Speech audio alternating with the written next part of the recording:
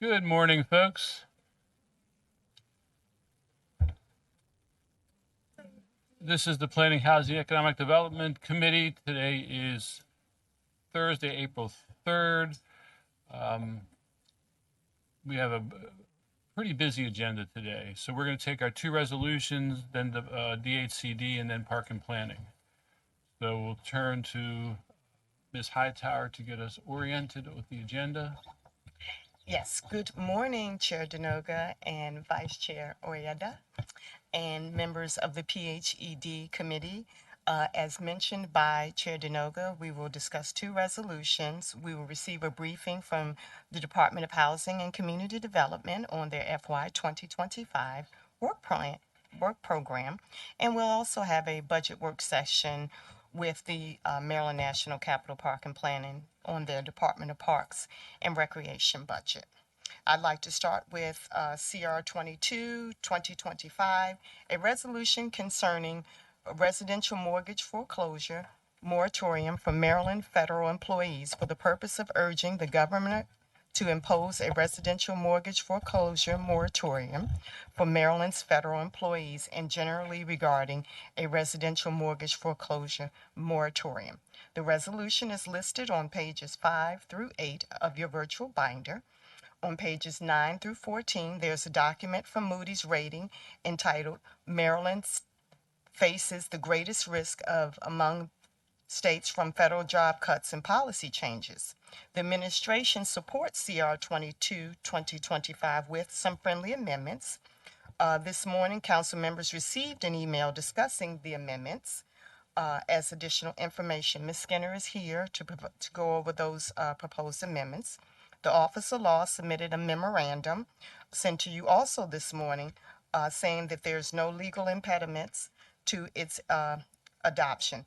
There were no e-comments submitted from the public. Thank you, Chair. Okay, thank you, Ms. Hightower. We'll turn to the sponsor, Mr. Hawkins. Thank you, Mr. Chair. PR 22-2025 is really an effort to try to get in front of what may become a very challenging situation with our foreclosures in Prince George's County. This gives us an opportunity, as I said, to speak with the governor and get in front of this. And I saw the amendments that the administration sent down. If my colleagues do not have a problem with them, I thought they were very supportive and favorable. Thank you, Mr. Chair. Okay, thank you. We'll turn to the, any questions from committee members? We'll turn to the agencies. I guess we'll turn to Ms. Skinner. Good morning, Mr. Denoga and committee members. Good to see everyone. Mr. Hawkins is correct. The administration does support CR 22-2025. We did offer some friendly amendments. And for those, I guess, in the audience who may not know what they are, Mr. Chair, would you like me just to read those onto the record? Please. Okay. So the first amendment is to include some further language for who this resolution would apply to. Specifically, a recommendation that excludes federal workers who may have been terminated before the Trump administration's wide sweeping personnel actions or presumably for other reasons. Federal workers who quit for other reasons, etc. So clarifying language might help with both the support and aligning the public expectation. That's the first one. The second recommendation is perhaps some language that ensures this is not to interrupt proceedings where the property is abandoned or the homeowner wishes to proceed. The third amendment includes some language, perhaps in the last whereas section, about relief from penalties and interest on overdue taxes during the same period. And then our last friendly amendment, previously the protections were linked to a state of emergency order. So not sure if what it would be, the time frame would this be around. But we should have something about what triggers a sunset and suggest some period of additional protection after the sunset. So unfortunately, I don't have exactly the language or where it needs to be, but I have spoken with Ms. Canning, and we go work offline to make sure these amendments are in the appropriate area in the resolution. Mr. Hawkins, you're fine with this? Mr. Chair, I am good with it. Thank you. Okay, anything else? We're good? Ms. Canning, we're good? I guess we should take a motion to accept the amendments. Yeah, I would like to make a motion to accept the amendment. Motion by Mr. Hawkins, second by Vice Chair Oriata. Any discussion? Seeing none, Madam Clerk, please call the roll. Chair Denoga, Aye. Councilmember Hawkins, Madam Clerk, I vote aye. Councilmember Olson, Aye. Vice Chair Oriata. Aye. Motion carries 4-0. Okay, great. Moving on, we have CR 25-2025, Ms. Hightower. Was that just the amendments? Oh, I'm just so excited. On the main motion, the resolution as amended. I'll make a motion to move favorable. Motion by Mr. Hawkins on the resolution as amended, second by Mr. Olson. Any discussion? Seeing none, Madam Clerk, please call the roll. Chair Denoga. Aye. Councilmember Hawkins, Madam Clerk, I vote aye. Councilmember Olson, Aye. Vice Chair Oriata. Aye. Motion carries 4-0. Thank you. Now moving on, CR 25-2025, Ms. Hightower.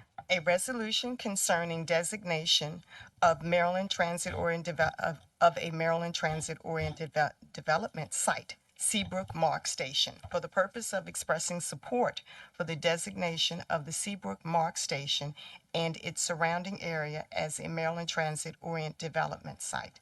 This resolution is on pages 18 through 22. The Planning Board submitted a comment on page 23 requesting that the resolution clarify the surrounding area to provide boundaries for the designation. The memo also asks if the property is located within the Seabrook Mark Neighborhood Center as designated in Plan 2035. Their staff are here to discuss any additional comments they may have.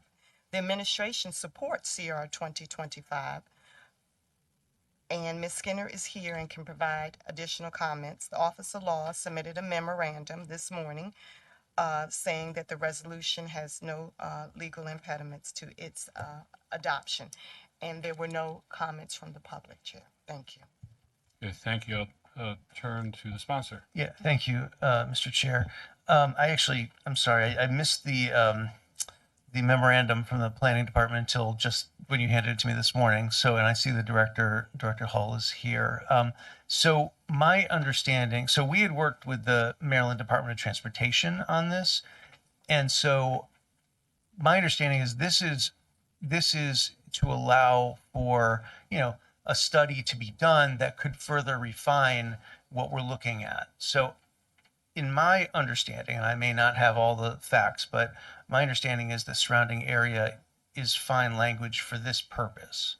I see Director Hull here. I don't know if she wants to add to that. I know we see your memo here. I don't know if you caught what I said.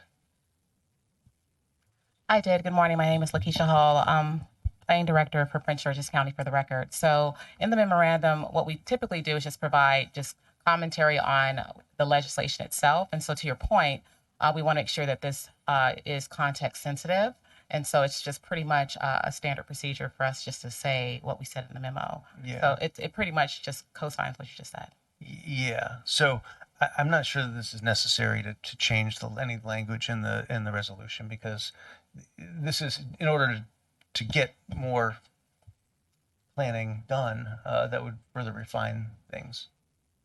So I would like to, I don't know if we're at moving this favorable, but I would certainly love to move it favorable. I don't know if there's anyone else that needs to, Ms. Skinner maybe has a Yeah, we comment. turn to the agencies. Actually, we turn to council members, see if any council member questions. I don't see any. Turn to Ms. Skinner, who seems Ms. Satisfied? Hightower, yeah, I already said we support, so I have nothing further. Thank you. okay. Mr. Olson, Move favorable. Second. we have a motion for favorable recommendation by Mr. Olson, a second by Mr. Hawkins. Any discussion? Seeing none, Madam Clerk, please call the roll. Chair Denoga, Aye. Councilmember Hawkins, I vote aye. Councilmember Olson. Aye. That's it. Motion carries 3-0. Thank you, Mr. Chair. Okay. Moving right along. Next, we have briefing from the Department of Housing and Community Development. I'll turn to Ms. Hightower. Yes, Chair, we will receive a briefing from them on their FY 2025 work program and updates on completed, pending, and future projects. Their PowerPoint presentation is on pages 208 through 236 of your virtual binder. Today, we have Director Exfolia, who's going to go over the PowerPoint presentation. If you would give me a second, I can get her the thing to turn the pages on the PowerPoint. Oh, she has it. So we are ready. If I can, I would like to turn to Director Exfolia and her staff. We have the Deputy Director, Ms. Johnson Hare. We have the Chief Housing Development Manager, Ms. Wilson. We have the Chief Compliance and Performance Manager, Mr. George. We have the Chief Community Planning and Development Manager, Ms. Grant, and we have the Chief Accounting and Loan Servicing Manager, Erden Lewis. And lastly, but not least, we have the CDBG Manager, LaShawn Murphy. So I will turn it over to the Director. Welcome. Thank you.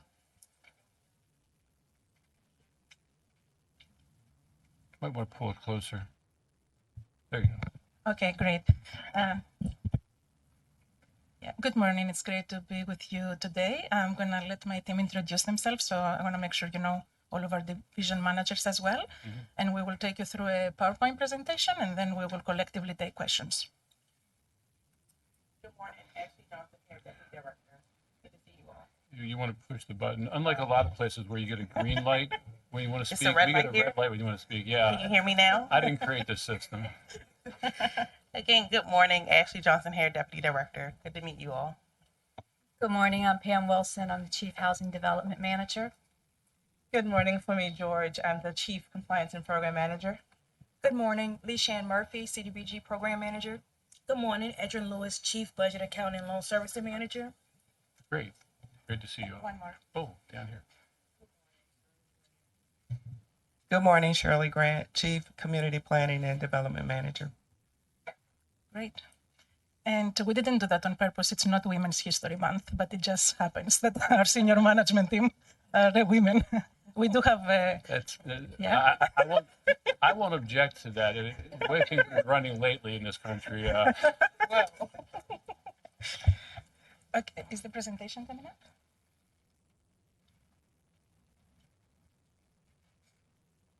Oh, no problem. No problem. So I will start as it loads because the first slide is really about our department and reiterating the things you already know that we do support the production and creation of affordable quality homes in the county. Our agency does not provide direct service. We're not at the front line of providing direct service to residents. We work mostly with mission-driven organizations to increase the supply of quality, affordable housing in the county. And we do pretty much nothing on our own. Everything is through partnerships with other state agencies, with other agencies in the county, and then with all of you who provide the funding and approve our projects as they move forward.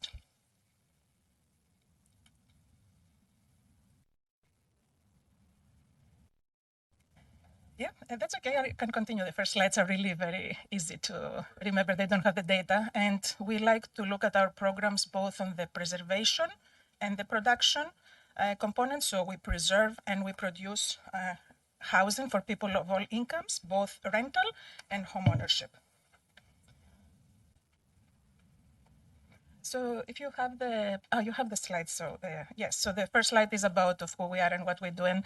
I think from the pictures alone, you will see that really we're just a small piece of the pie of every effort, but an important one. We consider ourselves the but-for factor, but how well we work with all the other parties is really integral in our success. And I wanted to make sure you know a little bit about our team. We're a team of 31 people. We will be fully staffed within the next couple of months. We currently have only a couple of vacancies that are in the process of getting filled. And we do have two program departments, PAMS division, which is the Housing Production and Preservation, and LeChange, which is the CDBG management. But then there is a whole team behind that does compliance, that does accounting and loan services, that we manage our obligations with HUD, that we do our annual action plans to make sure funding comes in and is reported appropriately. So although you typically see me and Pam and Leshan in the hearings, there is really an infrastructure in the department to make sure these things happen. And then I did put together a slide that has the Emergency Rental Assistance Program organization. And what I want to make clear on that is that this is a parallel team.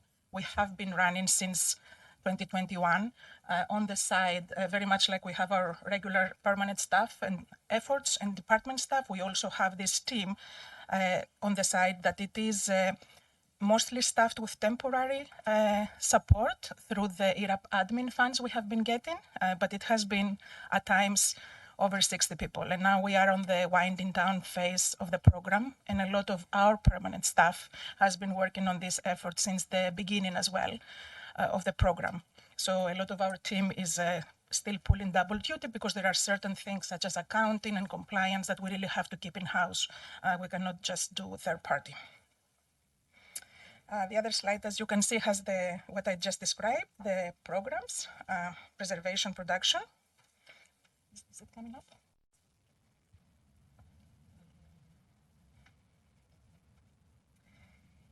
And a little more about now on the housing production and preservation side of things.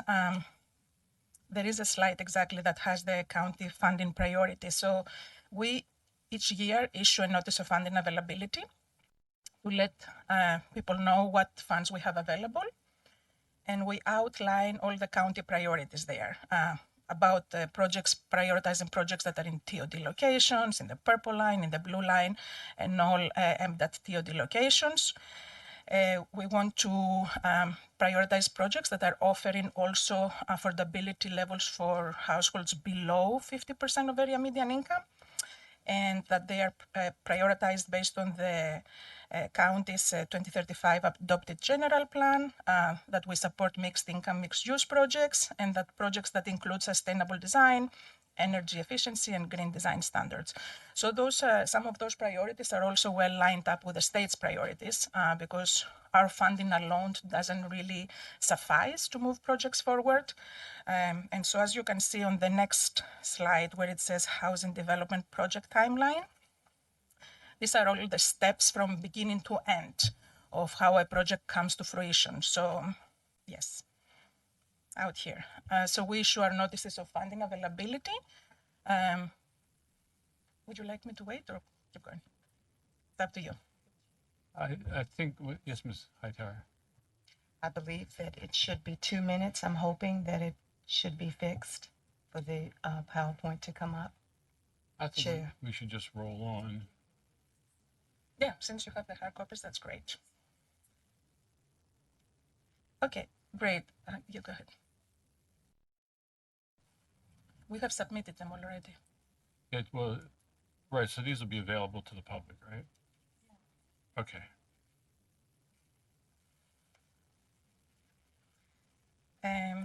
So yeah, it was important to outline how a housing development timeline looks like, so you can see more closely where we are driving a process and where we are waiting for the other steps to happen before we commit our funding. So once a year, there is a notice of funding availability we issue, and we receive a lot of projects and we look at them to see, are they viable? Do they have project owners who know how to do affordable housing? Do they have a good track record? And then are they bringing forward projects that meet the county's priorities? And also, are they leveraging other money? Because as you know, we get about $10 million a year with Housing Investment Trust Fund. Each project is anywhere between 50 and 100 million, right? So we are this small piece of the puzzle, the but for. So we're looking at things inclusively. And at that point, if the project meets those checklist items and the county's priorities, oh, there it is. That's great. I'm gonna go through. Oh, yeah. Oh, yes, it does. So that's great. That is a little bit the description I was providing earlier. This is our team organization. You have all the slides. This is the IRAP team as it currently stands. These are our programs we talked about. We just talked about our priorities, so that's great. And we are now on this slide that talks about all the steps in the process.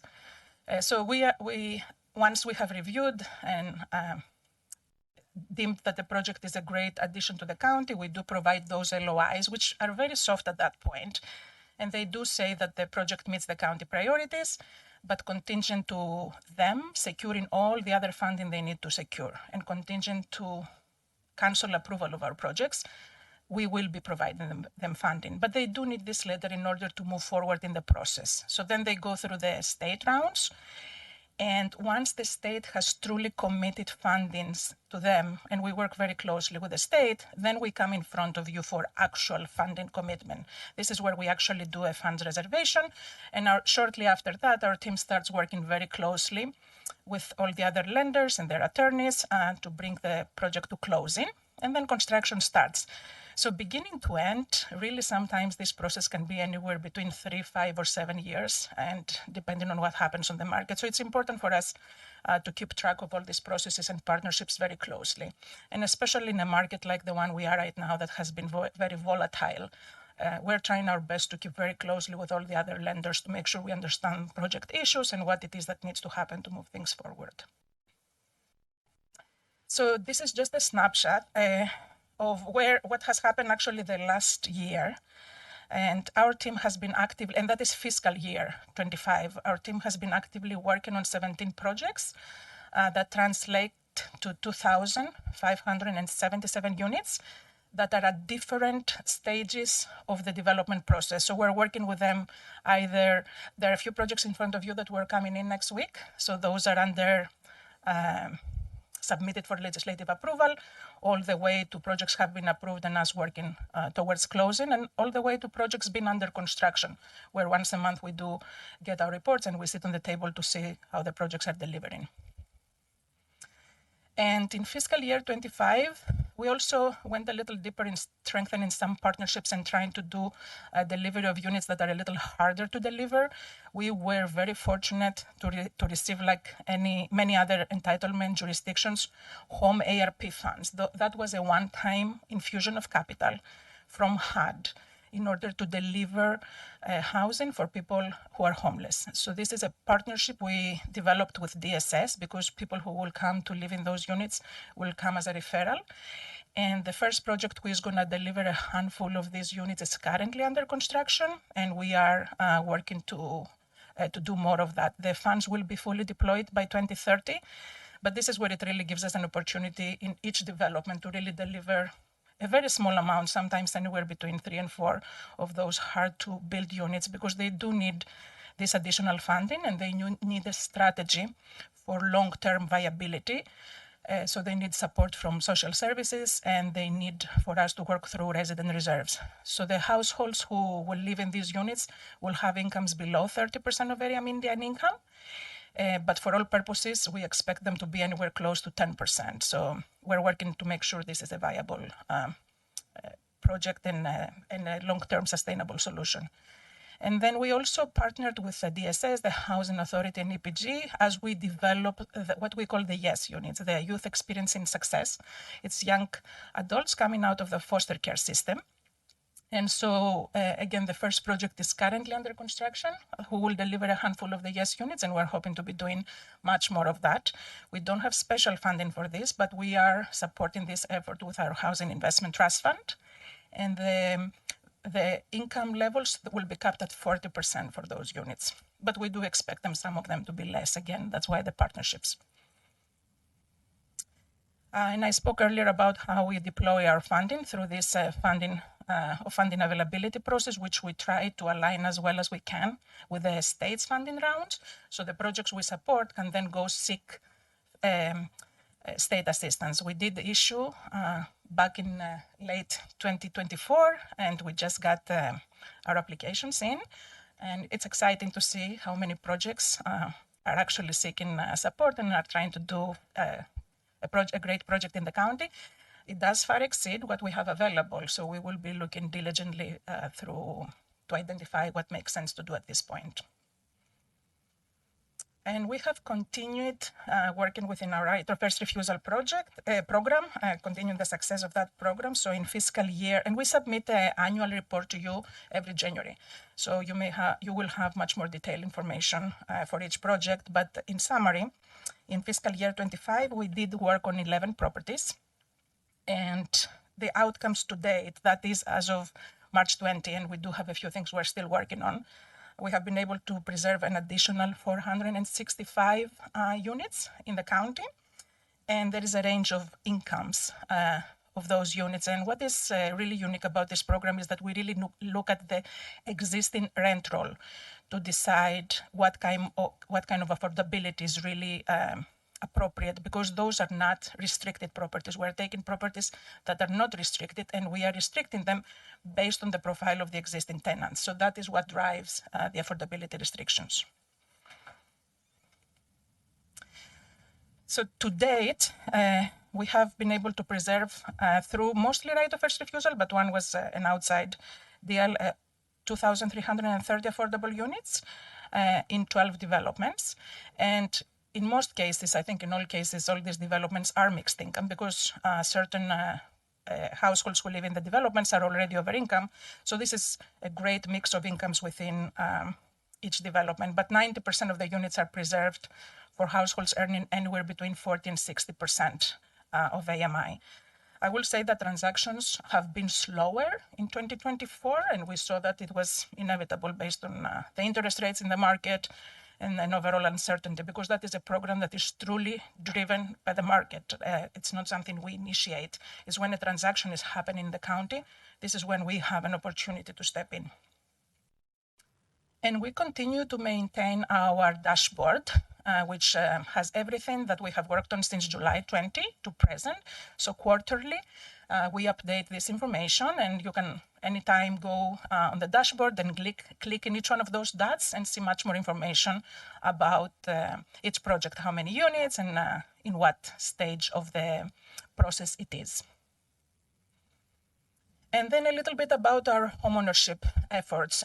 We have 3 distinct programs. One is our down payment assistance that we are working very closely with the RDA. It's a partnership right now between the RDA and us, funded with funds flowing from PHED. It's called our Pathway to Purchase.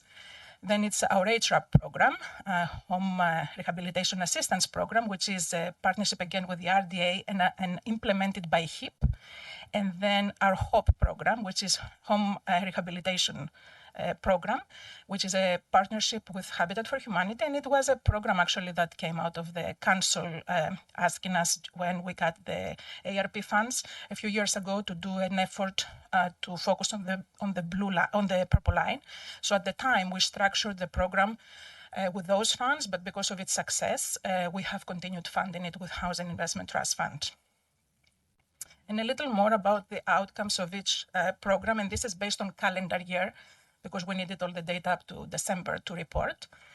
The Pathway to Purchase program in 2024 assisted 18 first-time home buyers.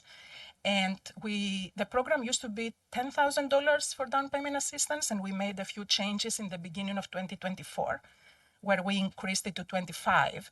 And that yielded some results because we did see an increase. We were able to assist many more homeowners than the first year, than the previous years, but we are currently looking to make further changes. So by the end of April, we're going to do another round of changes on the program to make sure it continues to be impactful in this market with interest rates that are rising and home prices that are also rising. And we did provide some information to see it's a federal program, so we're not targeting any specific population. They have to be income qualified, but we did put the data to see how the program is really providing meaningful homeownership opportunities.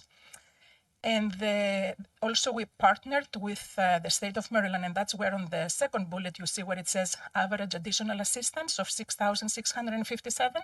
So the home buyer has the opportunity to get our money and add on our money state's money. And this is where really then it starts making a difference.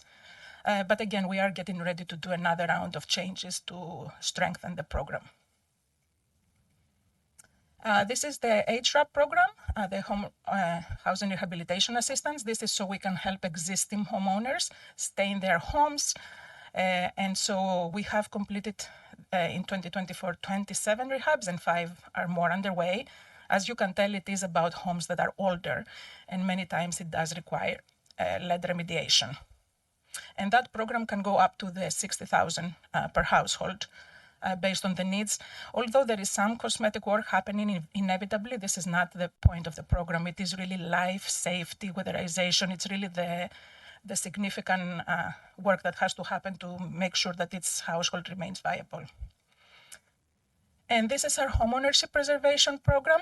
We completed 25 rehabs and 13 are underway.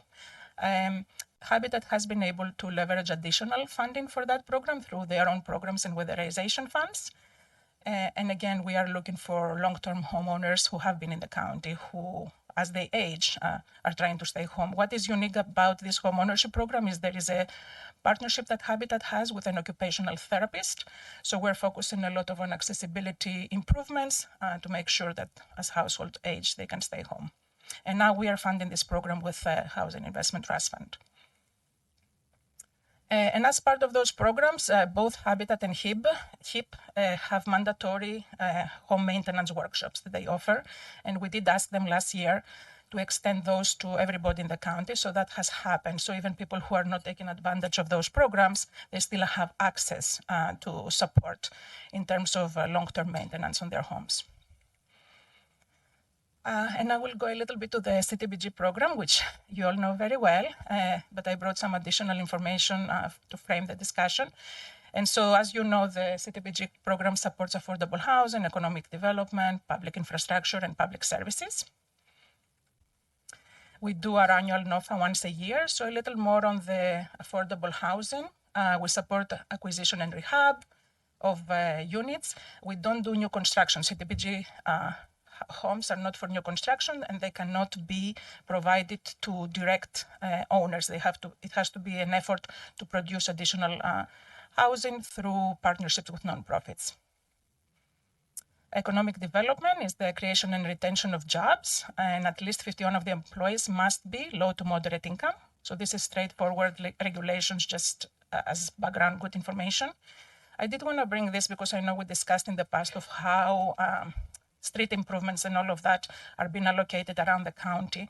And one thing I wanted to explain is that for public facilities and street improvements, we cannot use CTBG funds on county roads, for example. That is considered the county's responsibility, and it cannot be regular wear and tear maintenance. So the funds can really go to municipalities, and within the municipality, it has to be in a qualified census tract. So these maps you see there, and we want to thank our planning team who helped us, overlays where the municipalities exist and when the QCTs exist. So the location where the investment happens through CTBG has to be in these areas only. And it is about doing handicap accessibility, reconstruction, again, not wear and tear. It has to be something new we are producing. And the public service category is the most popular category always in the program, where we receive the most interest. And the trick here is that it's subject to 15% of the CTBG allocation cap. So we always have the least amount of funds to deploy through this category and the most requests. But we do our best to support all the great organizations who have done a lot of good work in the county. And so just a snapshot of what we have accomplished through this program in fiscal year 25 so far. We finalized 3 NOFAs. Those are competitive funding rounds that we do following HUD's guidelines. And we issued our fiscal year 51 NOFA, which is the results of that are in front of you in a couple of weeks, I believe. And we have done a lot of work providing technical assistance. And so now we have actually gotten the program in a great place where there is no expenditure issues anymore. And our team continues to do that. And we did reach out to HUD proactively to get a HUD certified consultant to support additional technical assistance to our nonprofits in the county, because we do think that as the nonprofits get stronger, the output inevitably gets stronger. and a little bit of what has happened as of March 5th again. And there are much more comprehensive capers reports that Shirley actually is responsible for publishing once a year and submitting to HUD, but we wanted to highlight a few things that are as outcomes as of today. Supporting the rehab of new home ownership, supporting 40 businesses, and then assisting county residents through the public service category by supporting the nonprofits who do this work. And a little bit on the emergency rental assistance program. This may be the last year where our team is reporting on that because the program is actually almost over. We are about to close down anytime. We're monitoring really every week now our funding our available funds, and statutorily the program also ends. But to date, since March of 2021, we have deployed over 120 million of direct rental assistance, and we have assisted over 12,000 households. But specifically in calendar year 2024, we deployed over 7.6 million of rental assistance. And right now, because we are at this close down phase, there is someone in the courts from our team. That's why Hager, actually the only male senior manager from our team, couldn't be with us. He's in the courts on Thursdays and Fridays supporting our team as we take this last round of limited applications. And some other things that are not really outward facing and you don't see a lot of, but they were important for us. We worked very hard to function our loan servicing and compliance teams. Those were new teams. We staffed better. We have new policies and procedures, because as more work is happening and as more capital is getting deployed in the county, we felt it was very important for us to get more comfort and more rigor in our internal processes. So Ashley has worked very closely with FUNMI, and we have more staff on our team too who does this. And last but not least, other efforts in a parallel track of really deploying the programs that are the core functions of our department. This year, we did work on our 2026-2030 consolidated plan and impediments to fair housing. I know we have a presentation in front of you in a couple of weeks on that.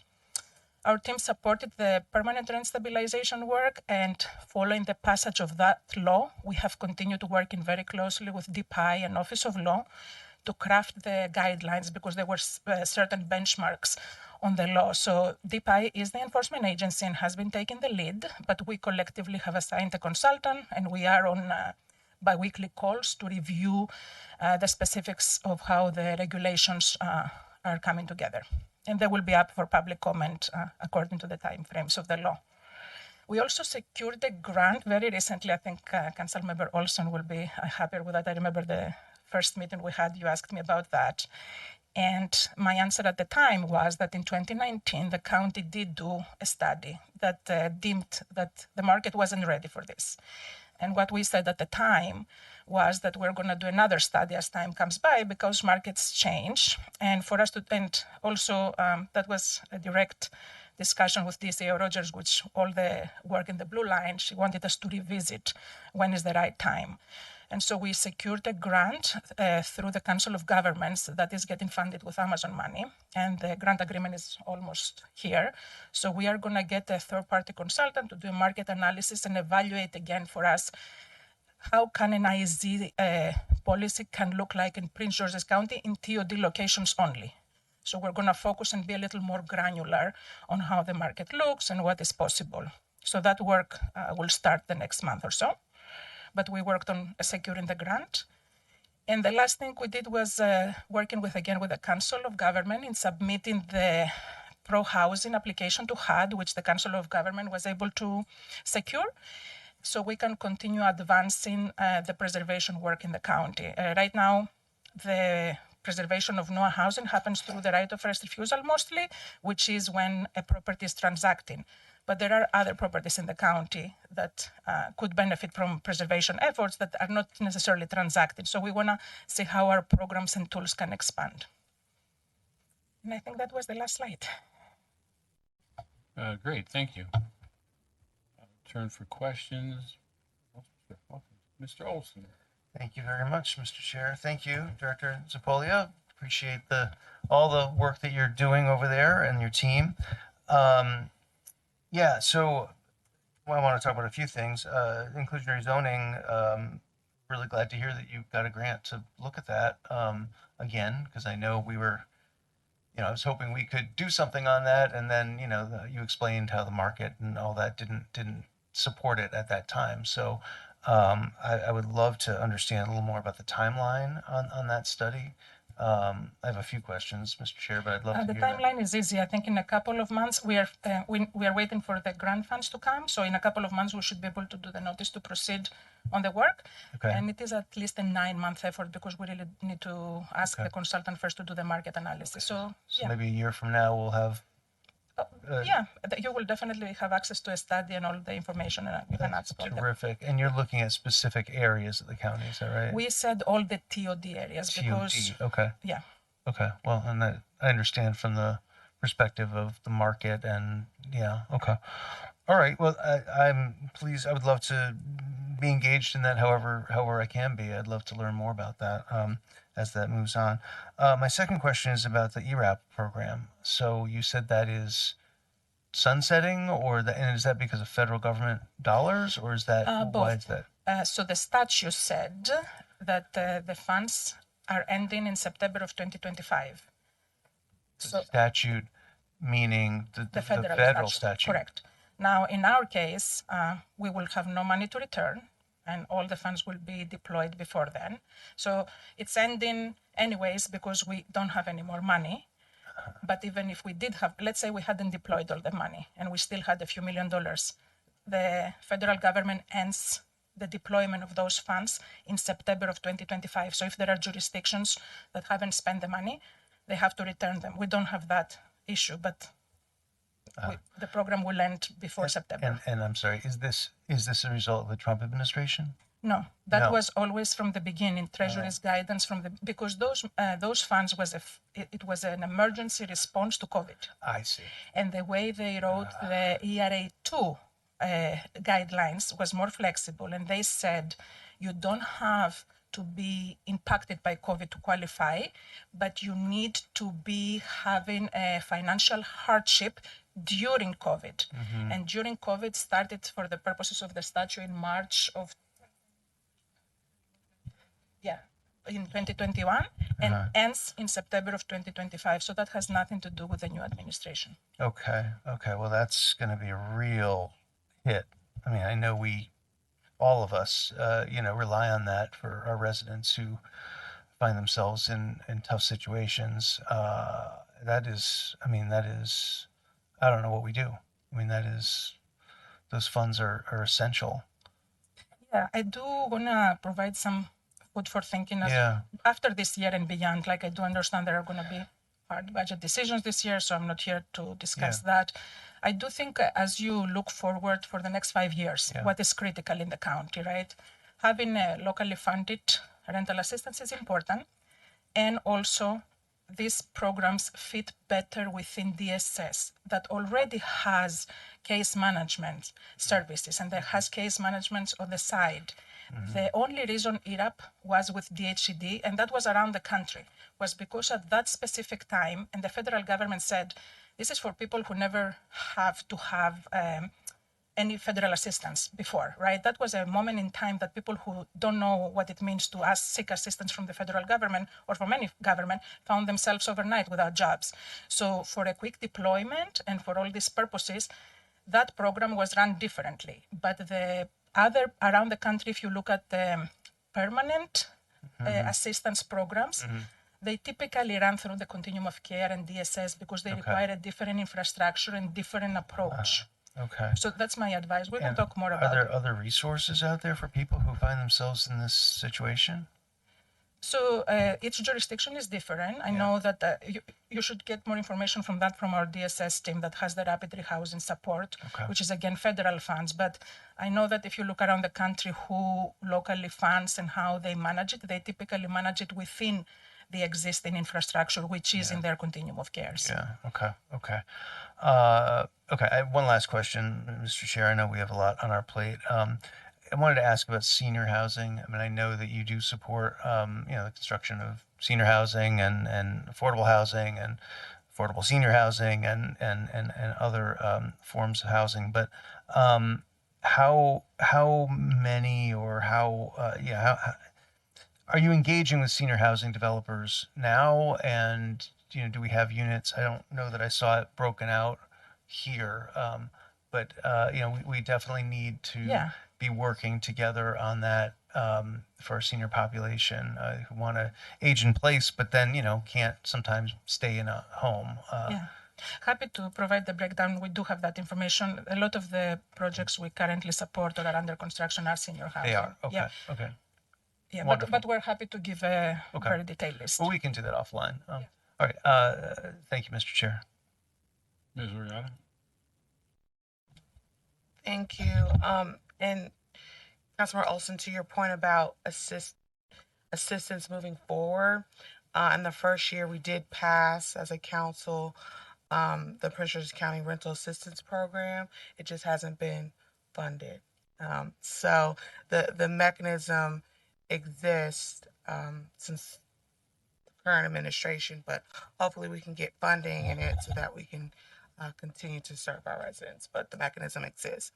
To my questions, I wanted to learn a little bit more about the foreclosure program and the prevention and what that looks like.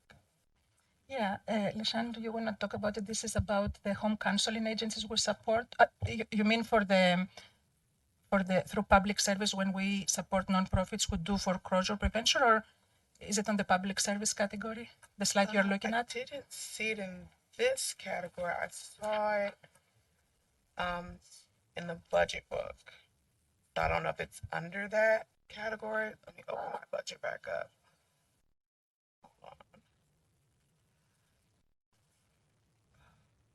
I'll scroll up to it. And then I saw it on a different slide as well. So our organization, as you're looking for that, our organization supports nonprofit organizations that are HUD certified, that are helping homeowners restructure their loans. They are doing assistance to prevent, defaults. But that is the extent of that. If there is a other specific question. So you just explain to me again what you're saying you do for foreclosure prevention, because I saw it in the budget book specifically. So you're saying you give money to... It shouldn't have been the budget book, though. It should have been under CTBG Public Services. So if it's something in the budget book, maybe you can send it to us and I can look into that. But our foreclosure prevention efforts are through supporting HUD certified home counseling agencies who help existing homeowners restructure their loans. We don't have a funding source. And when the COVID crisis happened and the federal government provided, again, similar to Iraq, money for that, that money went at the state level because those programs are very big, so they were managed at the state level. I'm happy, though, if you can send us a little more information to dig into that. Okay. Oh, I see it now. Continue to grow the impact of community development, block grants, funding. Okay. Foreclosure prevention services, neighborhood preservation services, and more. And so that's what you're doing. Okay. And then for the home buyer program, I'm assuming it's a first-time home. How do people know to apply? How many people apply, and how much money is allocated to it? Yeah, so I'll give you a couple of pieces of information, and then Pam may have more. So people have to secure first the home and the first loan.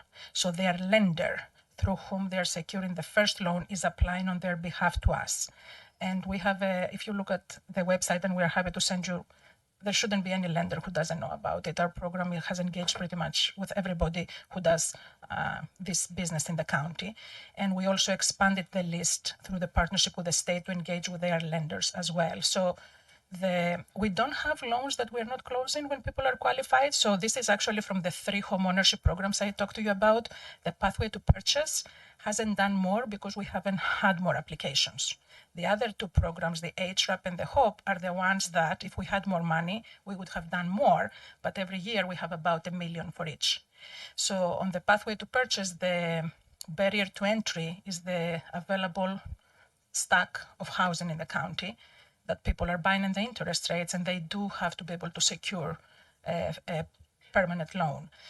But we are changing the program a little more to make sure it becomes more effective, and we will increase the $25,000 within a month or so. And we are creating a video about the program so we can do a bigger outreach through the lenders. Okay. Pam, is it something I didn't mention? Oh, I missed? No. And then wanted to know a little bit more about the homeless emergency assistance and what does that look like currently? So this is a program DSS implements. The funds flow through us because they're coming through PHED as part of this annual action plan. So Shirley, do you want to say a little more about ESG and how we're working with DSS? Not really, but pretty much what Director Zabolia said, that I manage it, but DSS actually implements it. And so with those funds, they are able to do only like 6 programs, 2 which pertain to rapid rehousing, but it's for extremely low, like 0 to 30% of the AMI, where we can provide temporary emergency rental assistance, and then obviously for emergency shelter, as well as for street outreach. And then the remaining funds are used for our homeless management information system that we call HMIS, to avoid duplicating homeless data and for their administrative costs. But they are the ones who could provide you like statistical data. But with the funds, we receive about $450,000 a year from HUD, and they normally serve with those funds on an average of about 550 individuals and families. Yes, on that we do just the reporting and the compliance component. Okay. And then you talked about the cap. I think it was for the repairs, and maybe it was a cap for AMI. At 40%. No, I'm sorry. Actually, it was the caps for the YES units. Correct. And so my understanding is that the cap is 40, but the goal is the 30 to 10. And just understand like who makes that decision on who gets the units and what does that process look like? Yeah, no, that's an excellent question. So 2 separate, YES units and home ARP. So let's talk about the YES units first, because those units do not come with additional funds. We try to make something work through partnerships and with our existing resources. So what we are saying is that the young adult should make no less than 40% of area median income, because if they make more, there will be other units in the development. There are other units that are at 50, at 60, so they are eligible for other things too. We're trying to reach those who wouldn't be able to make this payment. And there is a MOU and a partnership with the Housing Authority of Prince George's County and DSS, because there will be a referral process. And we will, is the referral from DSS? Yep. And we get the person, and the Housing Authority, when available, will also support with vouchers that are temporary. They're for 5 years, because the concept is that someone gets stabilized, they get the services they need, and then it's not a permanent program. For all purposes, they just need this initial support that a lot of us get from our families and they may not have. So the partnership is between those agencies, and employ Prince George's to help them move on then with the appropriate services, the employment training, because as their income goes up, then they can live in other units within the development. So that is one program. The other program, which is the Home ARP program, we were fortunate to get actually money for that from. And we are capping it at 30%. So we are saying in our loan documents that you cannot make more than 30%. But we know you will probably make much less, and there is no voucher that is coming with that. And so we, in the pro forma, in our understanding with the development team, we are underwriting it down at 10%, because for all purposes, you may come out of it with just SSI. And so, and then this is the partnership again with DSS to help people stabilize. It's not just about in providing homes, like how are people going to be stable. I would say, generally speaking, it is very hard to do affordable housing for extremely low income people without permanent operating support. So everywhere else in the country where this has been a very successful effort and has actually yielded outcomes, these efforts come with permanent vouchers. And, you know, the federal government has stepped away from that responsibility many years ago. But in other places, the states have taken that on. So there are places in the country where, or in the District of Columbia, they have created their own state level programs that mimic the federal programs. That is a very expensive endeavor, and it requires annual commitments because it is really mimicking the federal program at the state level. So we are very excited to try to do these efforts, but I want to be very clear that we have a limitation because we do not have available vouchers and permanent rental support for that. That's why we're trying to do the partnerships and all the other things we can think of. And for these units, is there an average amount of time that they're agreeing to keeping these units when the... For the life of it's exactly like all the other units. 40-year affordability. Actually, the one that we talked about last week that we're coming in for, it's a 99-year because of Amazon's funding. So it's it's nothing different. It's just deeper subsidy. And then for the right of first refusal, and you talked about the 7 properties and keeping them affordable. Also trying to understand, but because you mentioned that they at first weren't designated affordable housing and now they're shifting. So is that also a lifespan that's longer than like the traditional? Yeah, it is at least 15 years. Okay. And then if at that point the property transacts again, we are allowed to intervene again. We have seen some of these properties now trying to seek state assistance and go through the LIHTC program, which is great because they are looking more inclusively both at capital improvements and longer affordability. But yes, there is a minimum of 15 years. Okay. 2 more questions. I apologize, Chair. Sorry. I'm not. You know me well. When talking about some of the renovations, I was curious about what type of renovations for both the rehabilitation and the preservation. For rehabilitation one, is it just based off of like what would increase the property value, or how would you decide what projects when people come and say, oh, I want to get my kitchen done? Like what's the decision making there? Yeah, so there's 2 programs with the Housing Rehabilitation Assistance Program, HRAP. When the clients apply, there's an inspector that goes out to the home to create a scope of work, but it's made very clear to the resident that all code issues have to be addressed first. So it's determined, based on their loan to value, how much loan that they qualify for. It can go up to 60. So if the code items, just hypothetically say the code items were 45,000 and they still had 15,000, we can address some cosmetic things. Maybe their kitchen is very old and they want cabinets because it's a loan to them. It's a lien against their property. So, but all code items have to be addressed first. So like system replacements, roofs, there might be some accessibility needs that have to be addressed. There's energy improvement things that happen. Now HOP, the Housing Homeownership Preservation Program, a little different. They do not do cosmetic repairs because it is a grant program. There's no lien against the property. They are definitely looking to do just, code items, safety items, modifications for accessibility. So you'll see that the grants for that program are a little bit lower than what you see for the HRAP program. And are those programs, I use the word like underfunded, like do you have more people that are applying than you have resources, or no?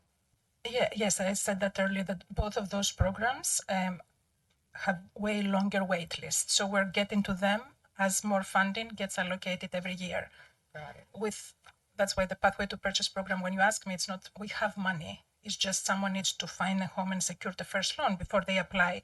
So for that program, we're excited that it is getting more output, but we're not close to saying we don't have money. Got it.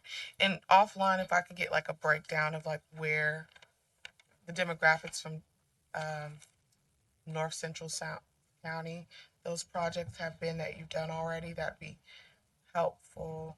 Yeah, we could do that. And it's also, we report it out on our dashboard Okay. by, location. We can't give exact addresses, Right. but you can see by zip code where they're located. And Okay. we update that quarterly. Okay, perfect. And my last question, you talked about the cap for I think it was public service activities, and that there's a huge demand there. And that cap is because HUD. got it. But there's an opportunity for additional funding from the county to meet those needs. I'm trying to understand, like, that's their funding, but if we said we gave X amount more in the general fund, or it's fully funded by HUD, I'm just trying to understand how that's funded. Okay, so if the county wanted to provide additional support to nonprofits, I wouldn't recommend it comes through CDBG. It is a different effort that you work, because CDBG is limited. We are following HUD's guidelines. So we're happy to, when we give you recommendations, you always have a list of who applied and who got funded and how much. So you always know what was the ask versus what was our ability to fund. And again, our ability to fund sometimes is based on CDBG requirements, which general funds don't have, right? So it's a different process and a different discussion. And so these funded activities are just what you can do, for example, childcare and youth services. So you're basically funding a nonprofit to offer childcare and youth services. For low-income people, yeah. Okay. And just offline, I'm sure you guys have seen it before. Just the list specifically for those, like who gets the funding at how much, and like you said, how much they requested. Yeah, it's in exhibit of the resolution we have submitted. It's part of the exhibit. We'll make sure to point it out. Perfect. Thank you. Okay, I just have a question or two. We haven't really talked about the federal impact, but I'm just curious with all the changes that are going on. One thing that jumped out at me is sustainability or energy efficiency. Are you getting any guidance that that's no longer desirable? No, and the NOFA we are putting out there and the state's NOFA have not made any changes yet to anything. So So far, you're not seeing any impact in your realm. I would say I don't have a crystal ball, and we do live in a very volatile environment. But right this moment, we are continuing with exactly our priorities and our mandates. And a lot of things in many places have become code by now, which is not even part of tying it with federal funding. So we have not seen changes yet on that. I'm not saying there are no changes. We did see the green funds, who were a special allocation of funds that the federal government was sending down, and we were hoping to use in our projects. We have seen that getting pulled out, which creates gaps, but we haven't seen any explicit impact on our programs yet. Okay, so the funding for those particular types of projects is disappearing, but you're not being told not to do those types of projects with the funds you have. Correct. And you work with HUD.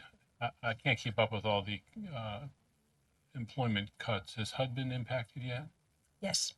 And is that creating any problems for you and who to deal with and how to get things done? I would say, we have seen a little bit of a slowdown sometimes in a response because of all the uncertainty, but our team has a great working relationship with the people there, and we continue the people to who are still there? Yes, and it's unfortunate. I cannot imagine what's going on, but HUD is communicating really well with us so far. I think it's the long-term relationships. So even when the whole shutdown was happening, we were able to communicate and draw down our funds. Okay, well, that's good to hear for now. Yeah, I think it speaks volumes to the team and the relationships they have built. Okay, thank you. Anything? I think that's all we have. Anything you want to wrap up with? No, I want to thank you for your support. I think none of these projects would have ever happened. You have approved every little penny and every little program that we were here to to brief you on today. And so I want to thank for the continued support. No, thank you so much, and thank you to your team. Have a great day. Should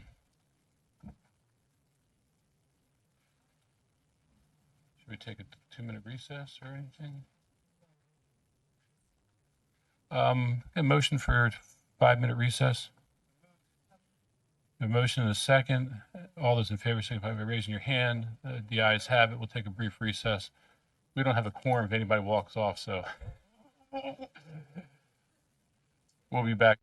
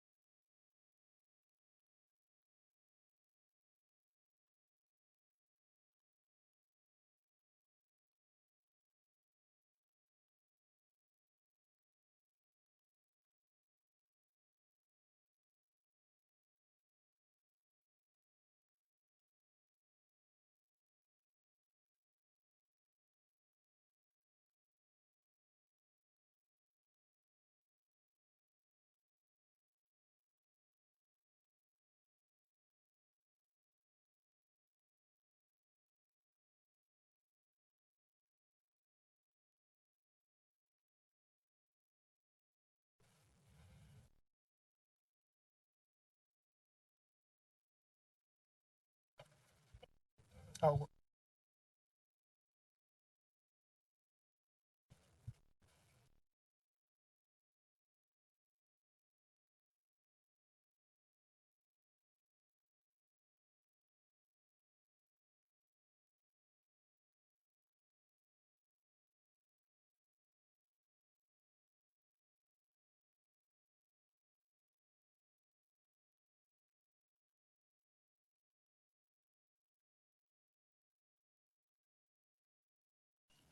Okay, this is the Planning, Housing, and Economic Development Committee. We're back from a brief recess. We're going to turn to a briefing from the Maryland National Capital Parking Planning Commission FY26 budget, the Department of Parks and Recreation. I'll turn to Ms. Hightower, who's going to turn to Mr. Irving.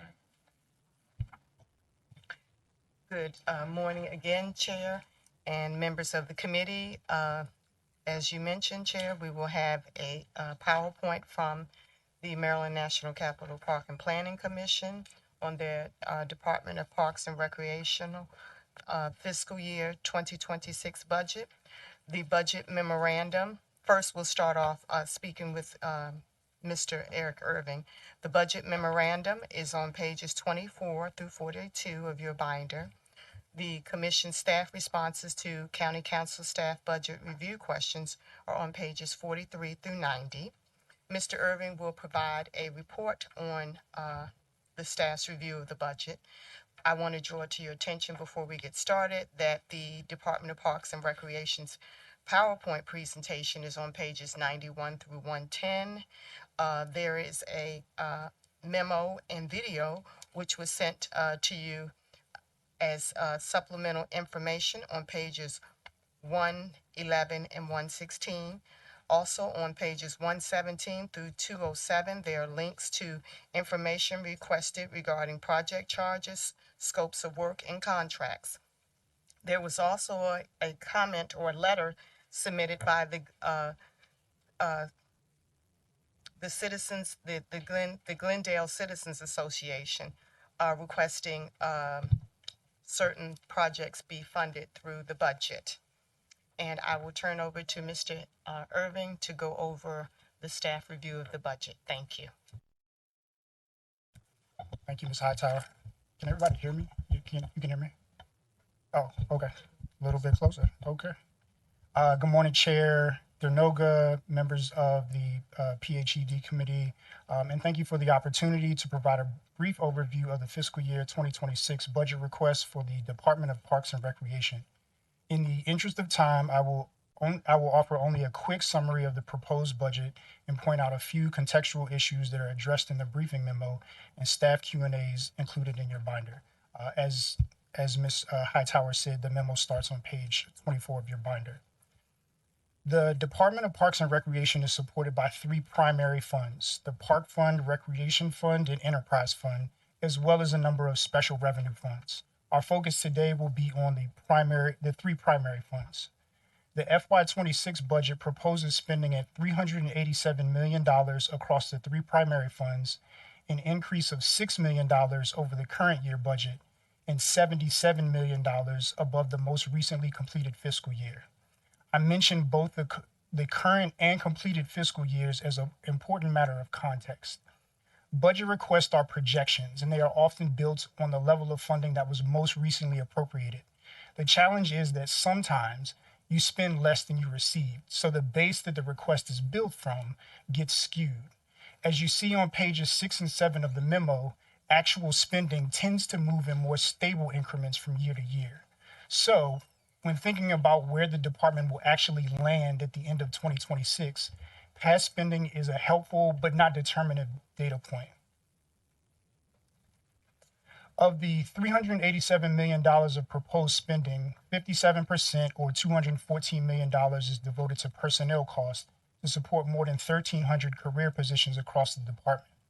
The 2026 budget adds 7 full-time positions and converts 13 positions from part-time to full-time. The personnel budget also includes a $6 million marker for wage adjustments subject to collective bargaining and $10 million to fund the Commission's contribution towards post-employment benefits for retirees. 2 staffing items of note are addressed in your briefing memo. First, beginning on page 3 and highlighted on a chart on page 4, is a discussion of the historical underspending in the personnel line, which has ranged from $8 million to $21 million in a given year, and most recently totaled $10.5 million in 2024. Now here, I'm using the term underspending as a shorthand for spending below the adopted budget and not as a negative conclusion. Second is the recurring challenge of filling vacant positions within the department. As noted on page 4, the department reported just under 200 vacancies at the close of last fiscal year, and the positions were vacant for an average of 249 days or 8 months. As you can see on the chart on page 3, the budget has continued to add funding for new positions each year, but the spending gap and persistent vacancies suggest that the capacity may not be there to grow with the speed that these requests have suggested are possible. Ultimately, these unspent funds are deposited into the fund balance, which carries forward to a subsequent year rather than programming or services in the year appropriated. A list of the vacant positions and their vacancy periods can be found on pages 89 through 90 of your virtual binder. Non-personnel spending is proposed at just under $110 million, down $5.7 million from the current year, but is $28 million above what was actually spent in fiscal year 24. The 2026 budget proposes transfers of $55 million for capital financing to the capital projects and debt service funds, and $7.8 million to subsidize operations in the enterprise fund. Notably, the annual recreation fund transfer to the capital projects will jump from $13 million to almost $20 million in FY26, reflecting a shift away from using bond funding for smaller projects such as playgrounds in favor of pay-go dollars. More information on this shift is provided on page 75 of your virtual binder, and the department will be back to the council on April 29 to present the capital improvement program budget. Shifting now to revenue, the FY26 budget plan assumes revenues will reach $364 million across the 3 primary funds. Property taxes make up 97% of park fund revenues and 87% of recreation fund revenues, totaling $324 million. Property tax revenues are based on SDAT estimates of the county's assessable base and may be revised as the new estimates were released earlier this week. User-generated revenue from rentals, concessions, and charges for services are projected to dip slightly below the current year estimate to $14.2 million, but would be higher than the $12.9 generated in FY24. Interest collections represent an increasingly large source of revenue for the park and recreation funds, reaching $24 million in FY24.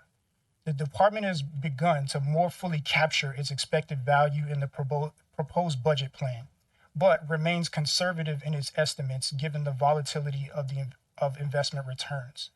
Whereas the 2024 budget plan assumed only $300,000 in interest revenue, this request projects $7.5 million, which is actually likely to be closer to what will be collected given the size of the fund balances held by the commission. A more complete discussion of the impact of this revenue source is captured on pages 5 and 6 of your briefing memo. Given that the expected level of revenue to be generated in FY26, given the expected level of revenue to be generated in FY26, the department's budget plan will require the use of fund balances to achieve the proposed level of spending.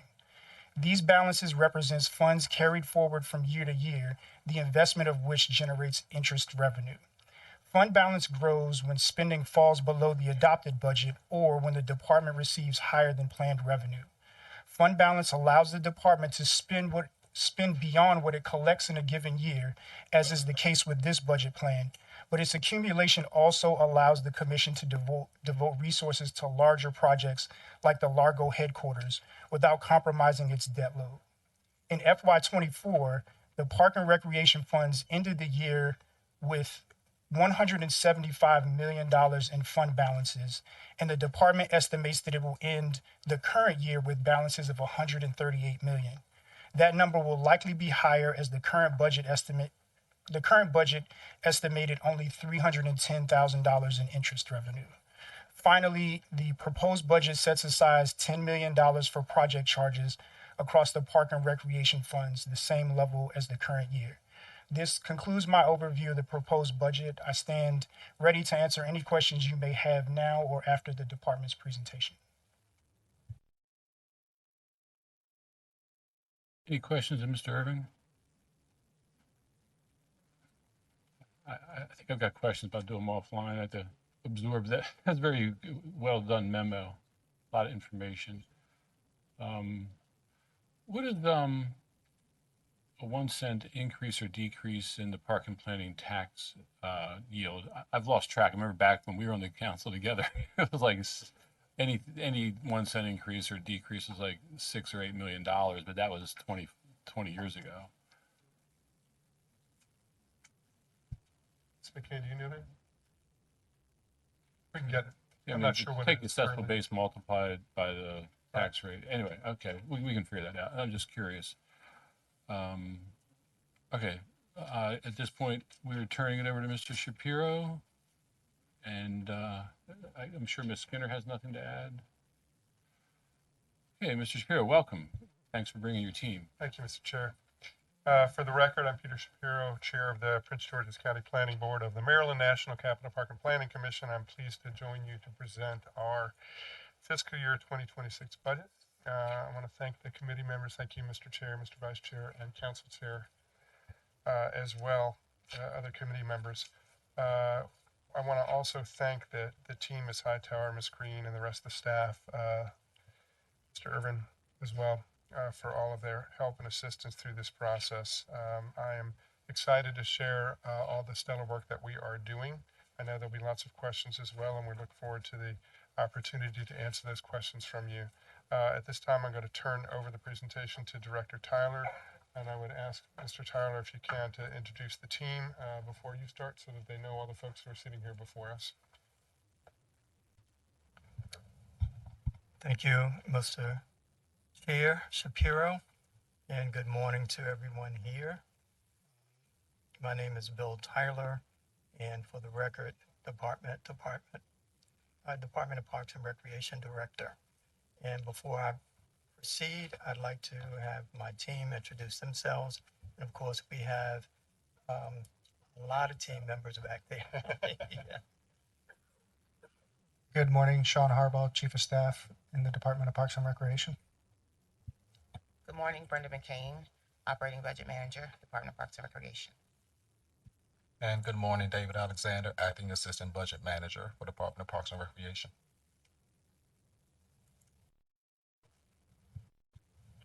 And there's the presentation. All right, thank you.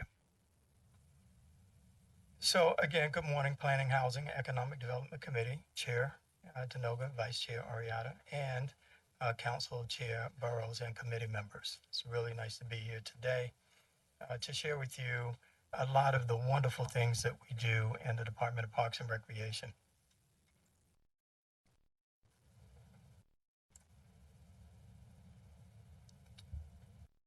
As most of you are familiar with our mission, it really encapsulates all the things that we do and the opportunities that we have to share these wonderful facilities and programs with the residents of Prince George's County, and we are honored and proud to do so.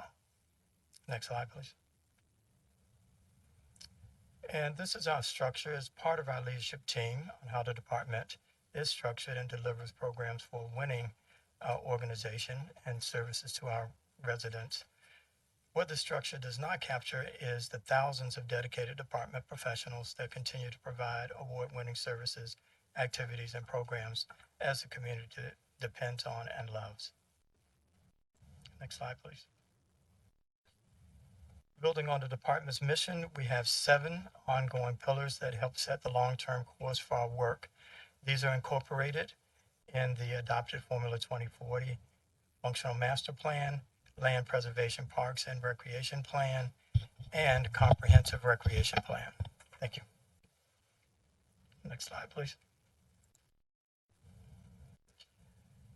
As you know, this is our favorite slide to share. And before I share a few accomplishments that represents this slide, I would ask that each of you have an opportunity to see the link that we sent to you on our video. Is that again? You did? Okay, good. It will be posted on our website as well at www.pgparks.com.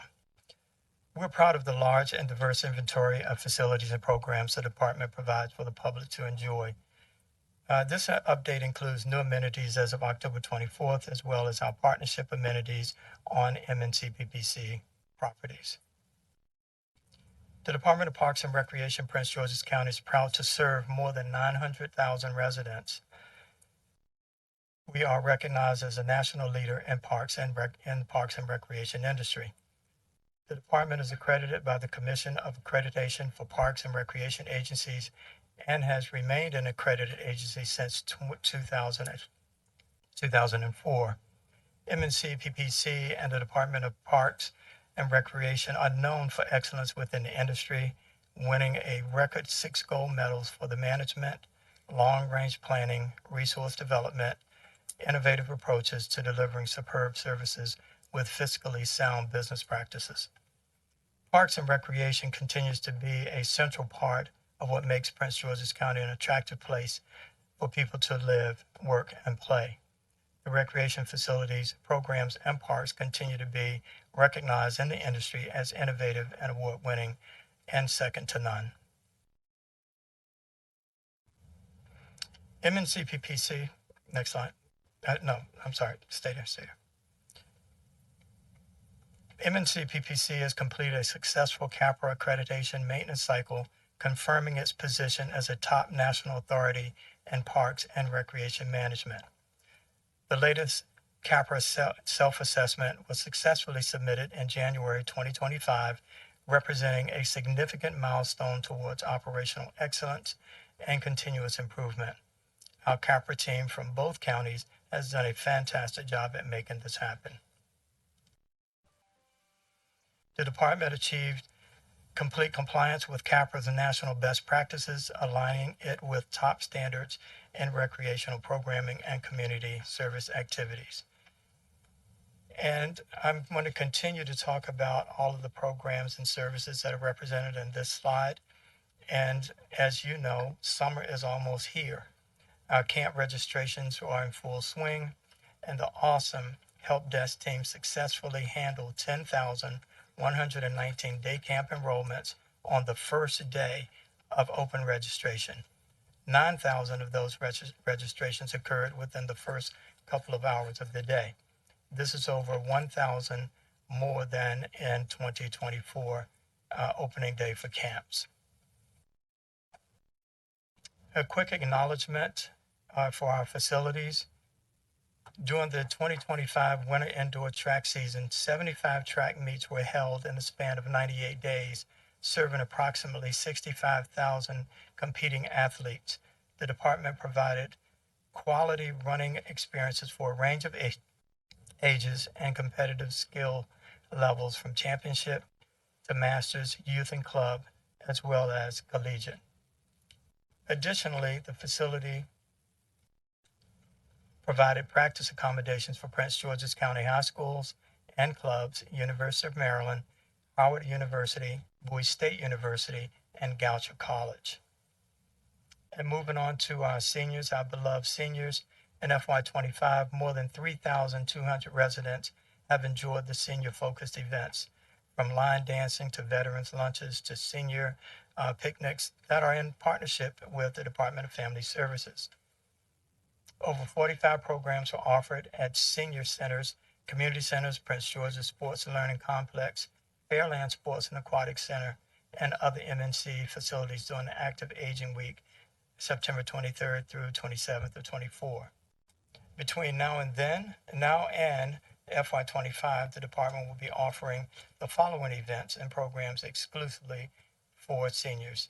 Senior Green Team, which is stream cleanups at John E. Howard Community Center. Cycling Senior Club Ride starting April 9th. Club 300 weekly walk beginning April 7th.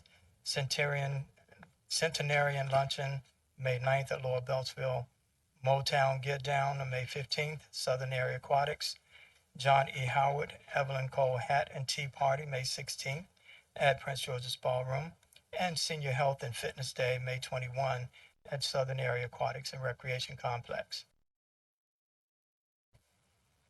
It is very important and essential to us to provide disability services in the department. In 2024, the department's industry-leading disability services program celebrated 50 years of service to the community. To date, in FY25, the program has provided 5,480 people with disabilities recreational opportunities through inclusion and therapeutic programs. As our facilities grow, the tennis programming is on the rebound. As a follow-up to the UST assessment in 2024, the tennis program has experienced a 63% increase in classes offered and a 38% increase in enrollment over the previous years. Our Make a Splash swim program has over 1,500 Prince George's County second graders have received free swim and land water safety lessons. In our cultural arts, we have the Young Artist Apprentice Program, which visited an Impact Art, which is a private video, and those students receive hands-on mosaic training and shared insights about the apprenticeship program. We also have the Black History Poster Intern Program, which annually engages with student artists to produce a highly and widely circulated poster. During the summer, the interns work with the artists of Pyramid Atlantic Artists Center to create the 2025 poster entitled A Good Government Job, a history of Black civil servants and federal government employment. Young Stars is a unique year-round program giving teens the opportunity to hone their skills as singers, rappers, dancers, on stage, and behind the scenes in a professional recording studio. And moving on to sustainability, the department has repurposed an old greenhouse that will provide and create space for environmentally friendly programs focused on recycling, upcycling, native plants, and food crops for Prince George's County Public Schools and other groups. In natural and cultural programming, the department provided more than 1,100 nature-based and cultural-centered experiences for Prince George's County youth, engaging 36,620 participants in enrichment programs that aim to inspire a new generation of outdoor and history enthusiasts. As you know, we have been working diligently to create and ensure safety and accessibility and sustainable athletic fields. The department collaborated with Prince George's County Public Schools and provided supervision of athletic field renovations and maintenance best practices. Beginning July 1, the department will maintain 11 PGCPS artificial turf fields. As an example of the usage of our fields in our Southern Regions Park, the team maintained and prepared athletic fields for 9,307 permits in 2024. These fields saw 31,050 hours of permitted play, reinforcing the necessity of routine turf maintenance and periodic closures to preserve field quality to allow for recovery. Environmental stewardship is really important to the department, and the Planning and Environmental Stewardship Division has been focused on strengthening the department's partnership with local governmental organizations, hosting multiple events to remove invasive vines from trees on its properties. As a result, over 300 trees were freed from the invasive vines, and we will continue that effort. We also have community partners, and understanding how vital they are is central to us. In FY24, the department provided rental fee waivers for community partner organizations totaling $98,900. In FY25, we're on track to exceed that. As you all know, pickleball has exploded, and we are repurposing facilities to meet that demand. And last but not least for this slide is IT infrastructure and recreation facilities is really important, connecting our users with us and us with them. and the Wi-Fi 2.0 project was a comprehensive initiative aimed at upgrading and enhancing the existing wireless network infrastructure across the department. The goal was to ensure better connectivity and user experience. Next slide.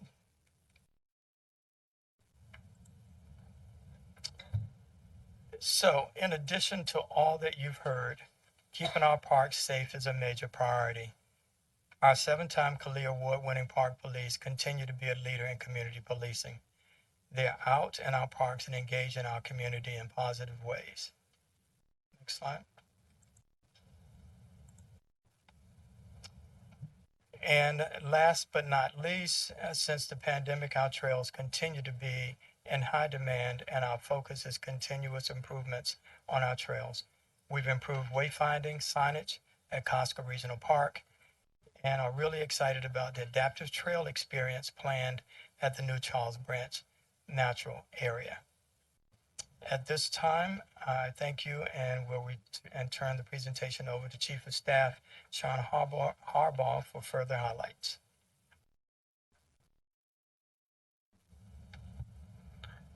Good morning. Thank you, Bill. Again, Sean Harbaugh, Chief of Staff in the Department of Parks and Recreation.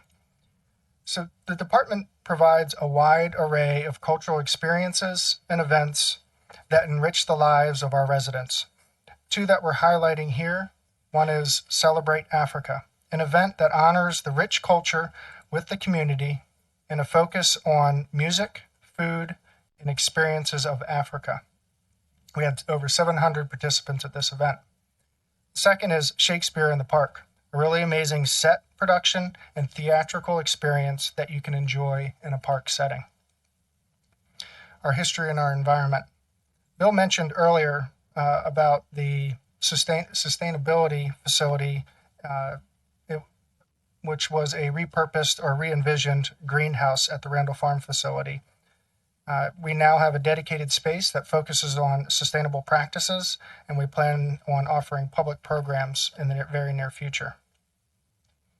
Last one on this slide is the Descendant Network. The Descendant Network helps the department preserve both the history and culture of a historic site.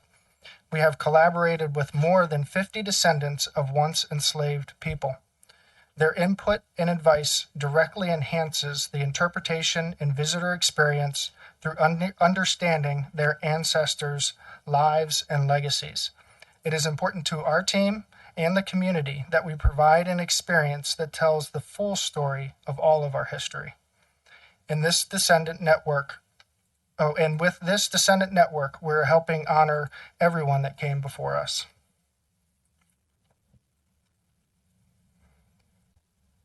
We will go in greater detail later this month on our capital improvement program. These are just a few highlights that we couldn't wait to share with you. The department also continues to make the recreational experiences and amenities as accessible as possible. This includes the department's website. With various enhancements, we have improved the accessibility score from 68 to 76 out of 100.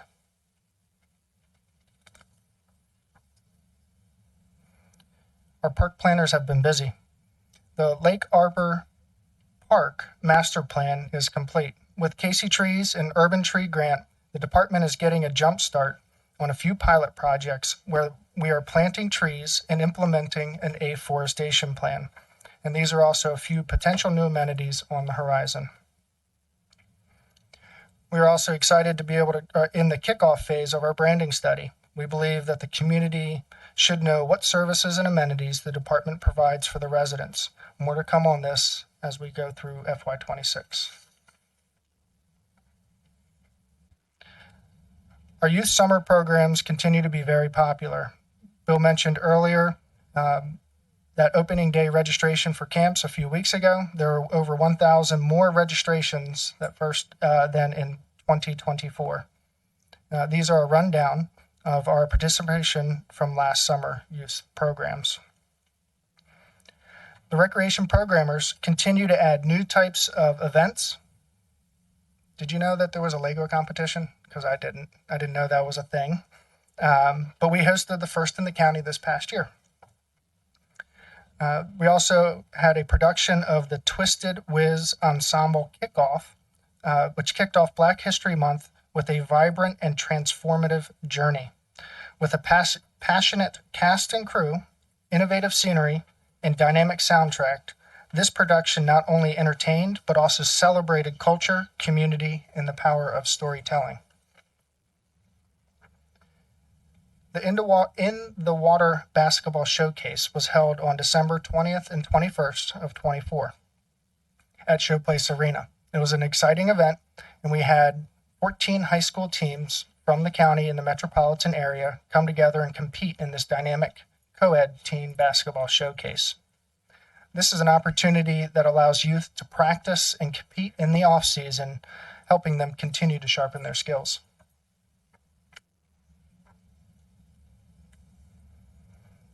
Bill mentioned earlier our tennis program and the increase in offerings as well as participation. One notable achievement for the department, we were named 2024 Champions of Tennis in the Parks and Rec Agencies of the Year by Racket Sports Industry Magazine, the largest racket sport trade magazine in the world. This is a huge honor, as all USTA sections submit nominations. This recognition highlights the outstanding work happening right here in the Mid-Atlantic. Prince George's County's visionary effort, including conducting one of the first park assessments in our region. These are helping us grow tennis for all through expanded programming, enhanced coaching, and greater access to the sport. So you can enjoy an invigorating yoga class or fitness class at many of our facilities, and we have lots of these opportunities. You can also have yoga or fitness in a nice park setting. We had over 4,500 community members do just that this past year. We're getting as much mileage out of our 50th celebration for our therapeutic recreation program. We're just closing out our 50th celebration. It remains popular, and the therapeutic recreation team is known in the industry as innovative, inclusive, and a caring team. Inclusive and accessible isn't just with our therapeutic recreation team, though. We have communication boards at our pools. These boards help individuals who are nonverbal communicate with whomever they choose. Another example of how we're making our facilities and programs more accessible. So a couple slides prior, we mentioned the Summer Youth Program. Here's a closer look at our teen programming. A special note and reminder that our teen ID cards are free, and this provides them access to our community center drop-in activities, preteen and teen weekend programs on Fridays and or Saturdays from 7 to 10, plus a lot more. We have more than just activities and programs. There are opportunities to volunteer. Yes, they do count. That could count towards graduation requirements, as well as employment opportunities. I'd like to thank our public affairs and community engagement team that helped us create this flyer that gives a quick snapshot of things that our teens can do with the Department of Parks and Recreation. That's a wrap for our FY25 highlights. I'd like to transition to the FY26. These are our 7 focus areas, and the FY26 budget builds on the success of the past, continues to improve what we currently have, and positions the department for the future. The FY26 budget is responsive to the feedback from the community during the budget development process. As noted a few minutes ago, we look forward to the work related to branding and customer care, as we firmly believe the community should know who and what services the amenities the department provides for everyone. Thank you for this time and sharing some of the department's highlights from this past year, and I'd like to hand it over to Brenda McCain, our acting operations budget manager. Good morning again. For the record, Brenda McCain, acting operating budget manager for the Department of Parks and Recreation, Prince George's County. The slide that you see here depicts our overall FY26 proposed operating budget, which is a 1.29% increase in comparison to the FY25 adopted operating budget. Our goal was to remove one-time funding from FY25 and to reallocate funding to create a flat budget. It's important to note that the FY26 proposed budget is within the Spending Affordability Committee guidelines, and the department will always ensure that our forecasts remain aligned with SAC recommendations for the upcoming and outer years.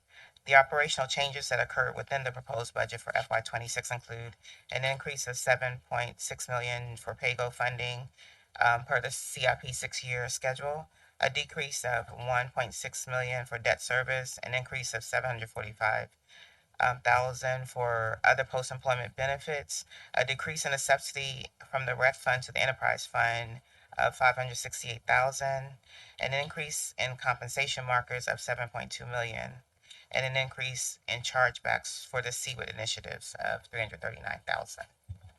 Next slide, please. So we're asking for 7 new positions in FY26. The Compliance, Performance, and Innovation Division is asking for a program manager, Public Affairs and Community Engagement, Administrative Specialist, Management Services Division, 2 help desk technicians, Natural Historic Resources Division, 3 positions for the African American Arts Museum, a museum director, collections curator, and an outreach and education coordinator. This slide provides an overview of the major category breakdown for the Park, Recreation, and Enterprise funds for the FY26 proposed budget. This proposed budget totals $402,884,340 and provides for a range of programs, services, and amenities throughout Prince George's County, with a workforce complement of 1,338 full and part-time career staff and thousands of seasonal employees. This slide provides an overview of the breakdown of Park and Recreation enterprise funds for the FY26 proposed budget. And back to Director Tyler.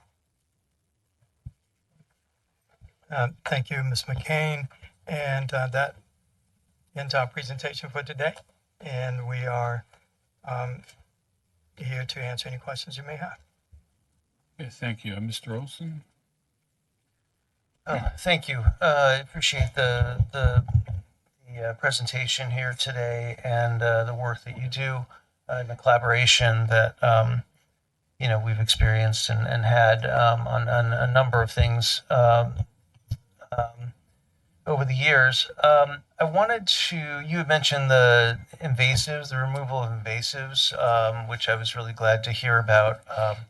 I guess you freed 300 trees, which is fantastic.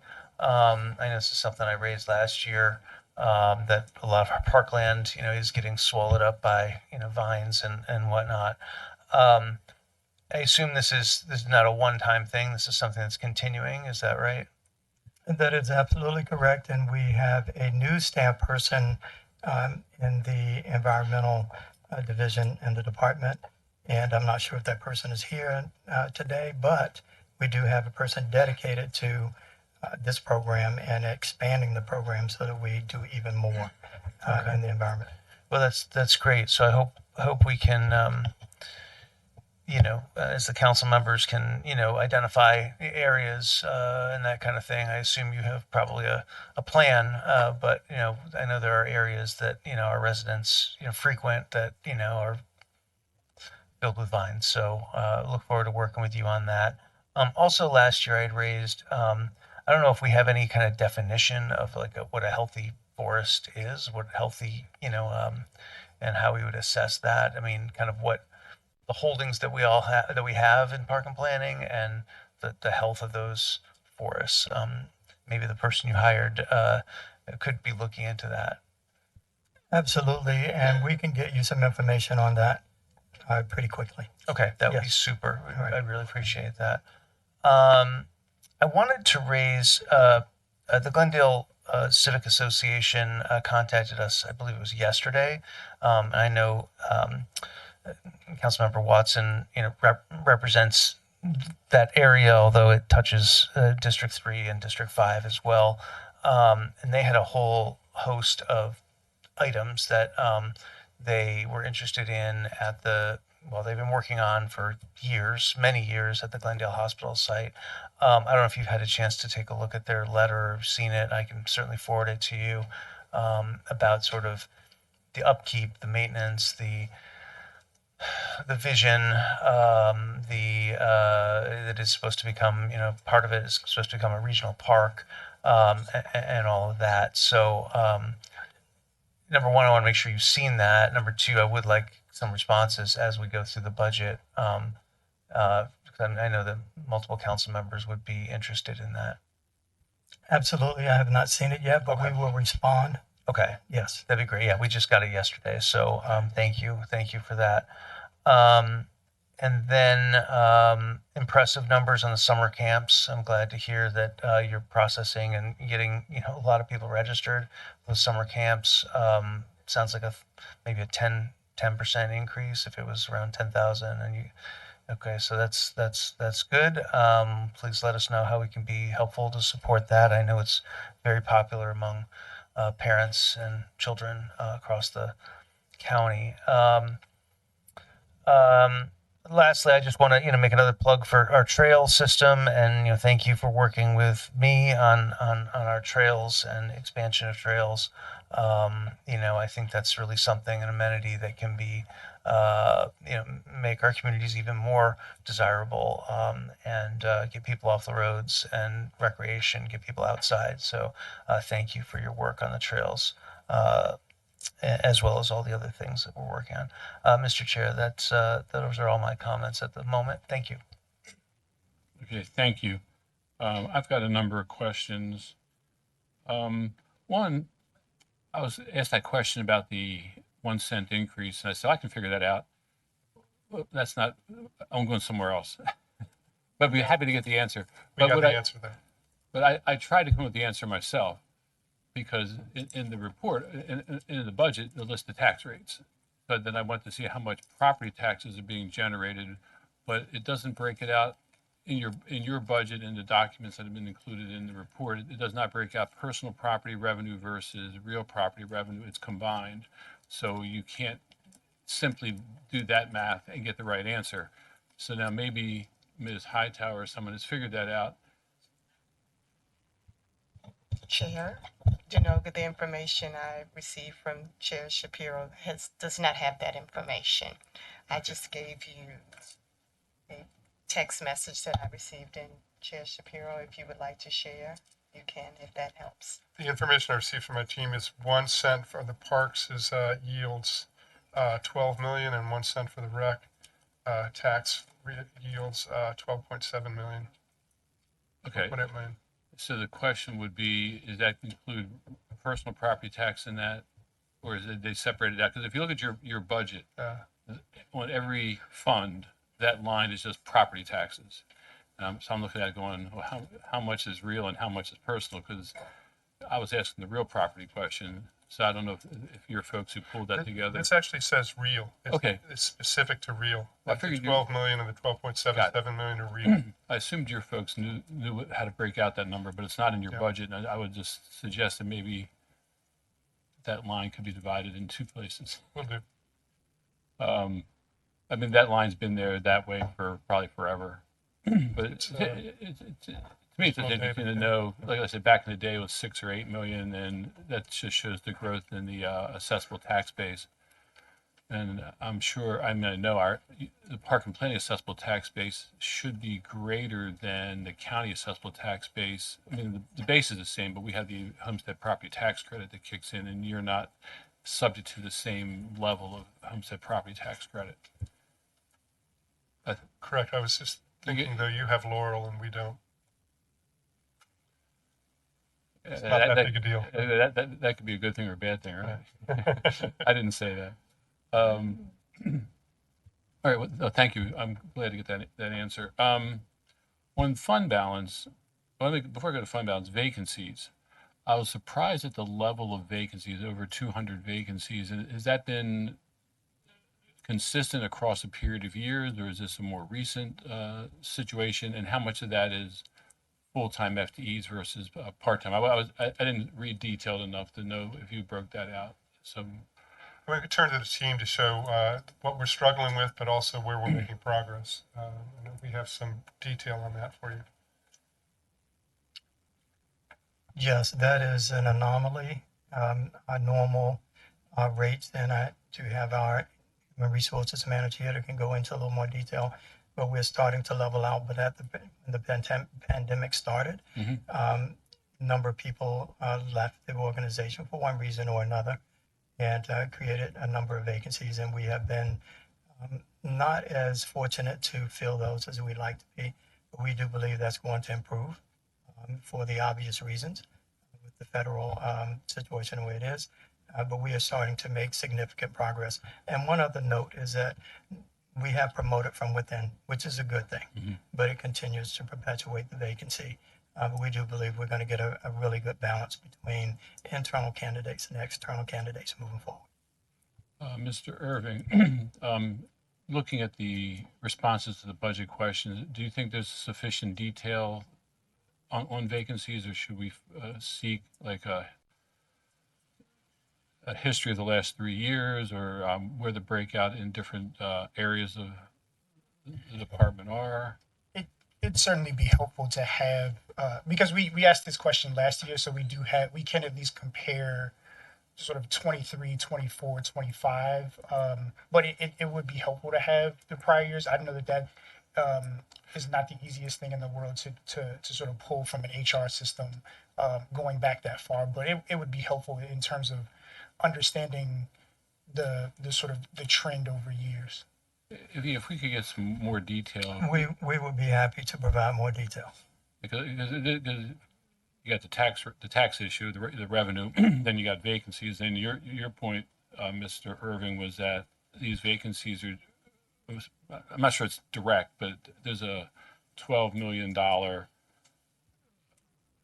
underspending of budget, presumably based on the vacancies.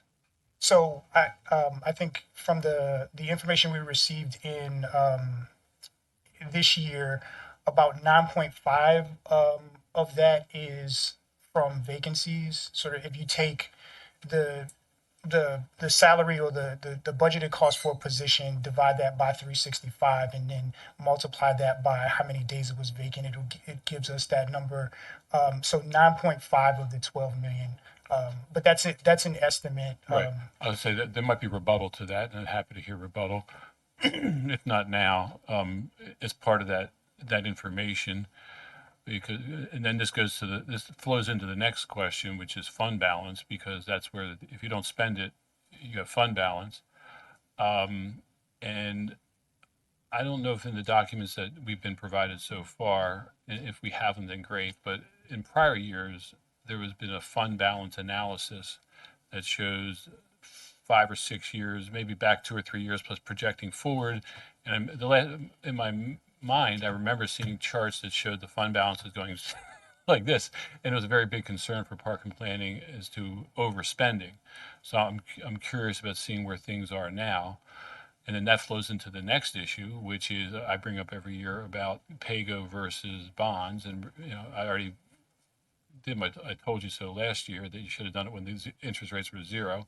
But we're in a different climate. But still, if there's a concern about fund balance going forward, because I don't think we want to raise the property tax again. So if we don't want to do that, then if there's a fund balance concern going forward, should we be pushing for more bond funding? So these all flow together. And we do have some analysis on that, and we would like to get that to you, and we will. Okay. Yeah, I'm very interested in this, particularly the long-term health. Yeah, because I'm guilty of wanting more stuff. Everybody up here might be guilty. I let them speak for themselves, but this is what you guys face all the time, council members who want more stuff. And it's a balancing act, and I understand that. So it's important for us to understand going forward what things look like.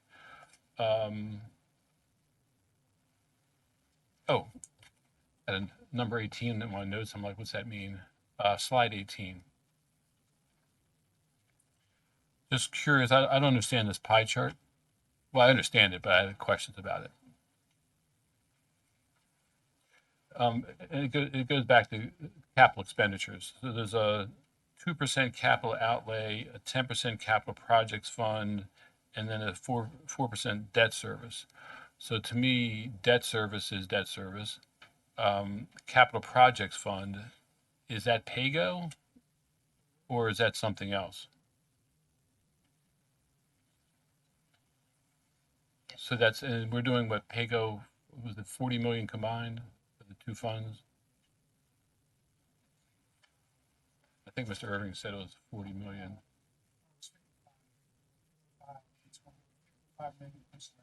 It's 55 million in 2026 between the PAYGO and the debt service. I'm just talking about PAYGO. Or that was just the fund balance. I'm thinking, I'm getting my numbers mixed up. So, yeah, so I'm just curious what this capital projects fund represents. Is that the PAYGO number? Is that what you're saying? So, Chair, so for 2026, the transfers to the capital project fund are $40 million. Yeah. Right. That's what I was saying. So that's what that represents. So then the next question is, what is capital outlay? Because that sounds a lot like PAYGO too. So what's the difference? So, Mr. Chair, we do have Claire Worstel, and I believe she can help us out with that. Thank you. Good morning. For the record, Claire Worstel, Capital Budget Manager. We started the morning, it's afternoon now. Afternoon. We've been going quite a while. Sorry about that. Thank you. So capital outlay, excuse me, refers to operating type expenses. It is funded by PAYGO. Things like cars, trucks, equipment, machinery. Okay. Those types of items. That's on top. That's on top of 39 because it's a different category. Yes, that's on top. So the $40 million in capital PAYGO funds, that is CIP. So, buildings, playgrounds, fields, trails. This is separate. Okay, thank you. So, and my final question, which I would have, you would expect me to ask, agriculture, use of park property, are we expanding that? And are we bringing in county youth to do that? In a word, yes, and we can be more specific with you, can send you some information, or we can also discuss it at the COW. Okay, I just like to see how we're expanding that, particularly with county youth. I've raised this question for 20 years. Yes. So I'd be remiss if I didn't bring it up again, because we have a lot of county youth that are engaged in high school programs and certainly could use park and planning property for, and we've had this discussion, so if we could get an update on where things are. Out of curiosity, how much land has park and planning added to its holdings due to open space money or other purchases in the last year? Yeah.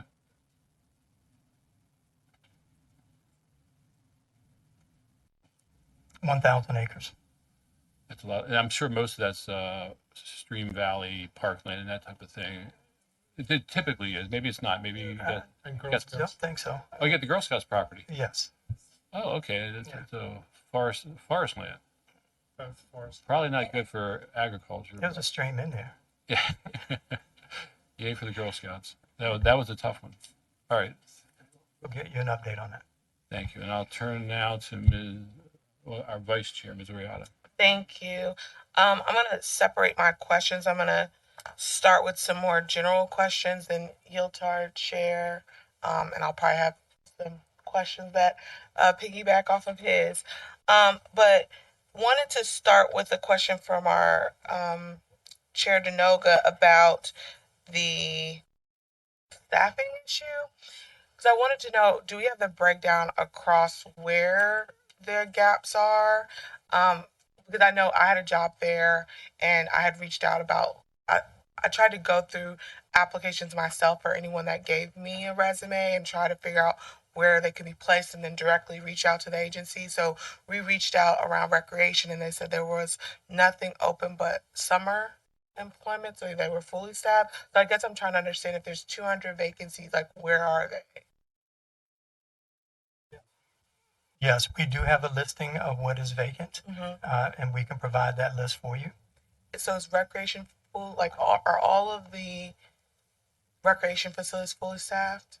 currently?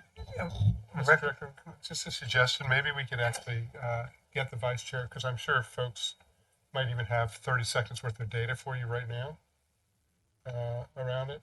You know, if you have somebody from your team who could. If they don't, you can do it offline. I just really am interested about helping with like the vacancies, and we have a real vast number of people that need jobs, and figuring out how to like create a pipeline.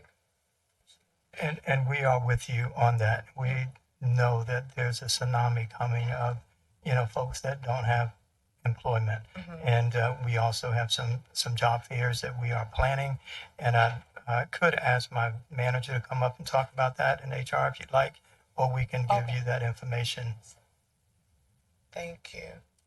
And then also my staff said page 87 is, you guys also must have provided a breakdown. But if someone did have something they wanted to add from your staff, I'm open to hearing it. But if not, I can look at that offline. I think, yeah. Okay, I'll look at it offline. Then I had a question, also kind of off of what Chair Denoga was asking about property, because the chair and I had a meeting with some developers specifically around, tree conservation issues. And the question was about if they could plant trees, but not on the property, but making sure it stayed in the sub-region area. And they said there's just not property available, like in some parts of the county. So I was just curious if you all had property specifically broken down by geographical area where developers could plant trees. And are you seeing like, one, if that's not you, two, if it's something you have, but you do feel like there's scarcity around property, specifically like inside the Beltway? We do have properties, but let me turn and see if I can get someone that can answer that more specifically.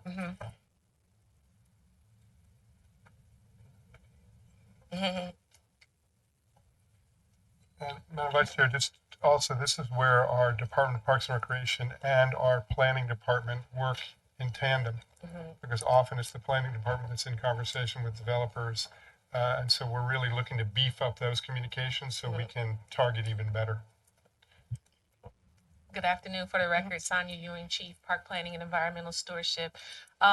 This is one of the key ways that we partner with the development community. Is a lot of times they have needs that they can't meet on their own land. We do have a challenge about forest conservation and land for replanting. A number of times, if you remove one tree, you have to plant two.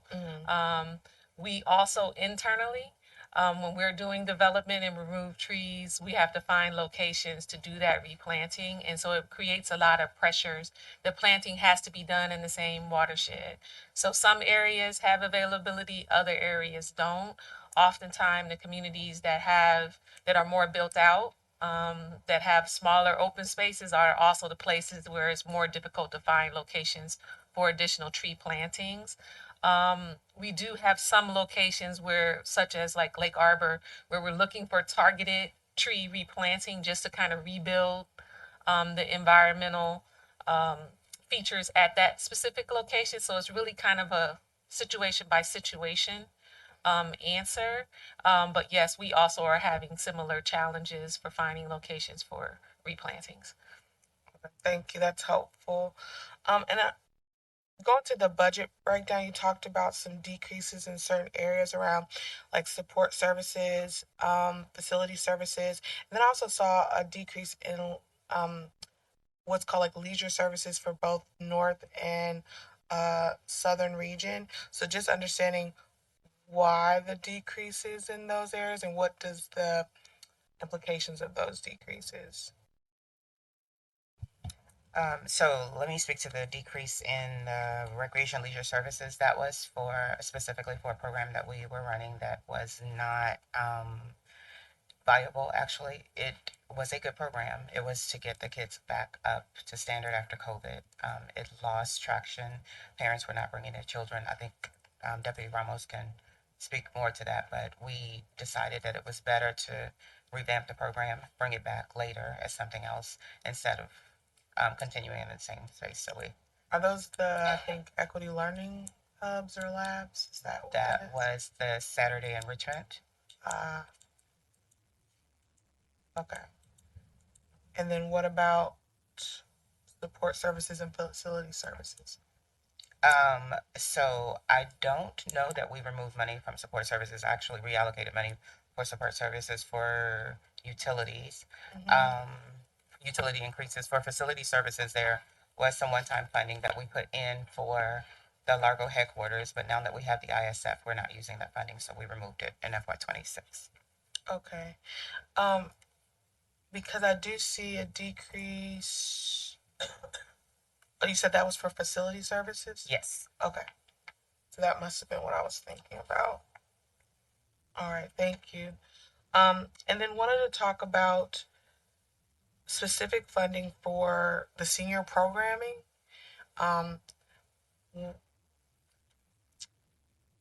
Where could I find like an understanding of how much program we have dedicated specifically for senior programming, like field trips and activities? Because I get a lot of complaints with some of my senior programs at facilities that they don't have funding to do anything. So they come and meet, but if they want to take field trips or if they actually want to do an activity, that they don't have dedicated funding for it. Ms. Ramos can give you some more details, but it is totally with you. She'll explain a little bit more.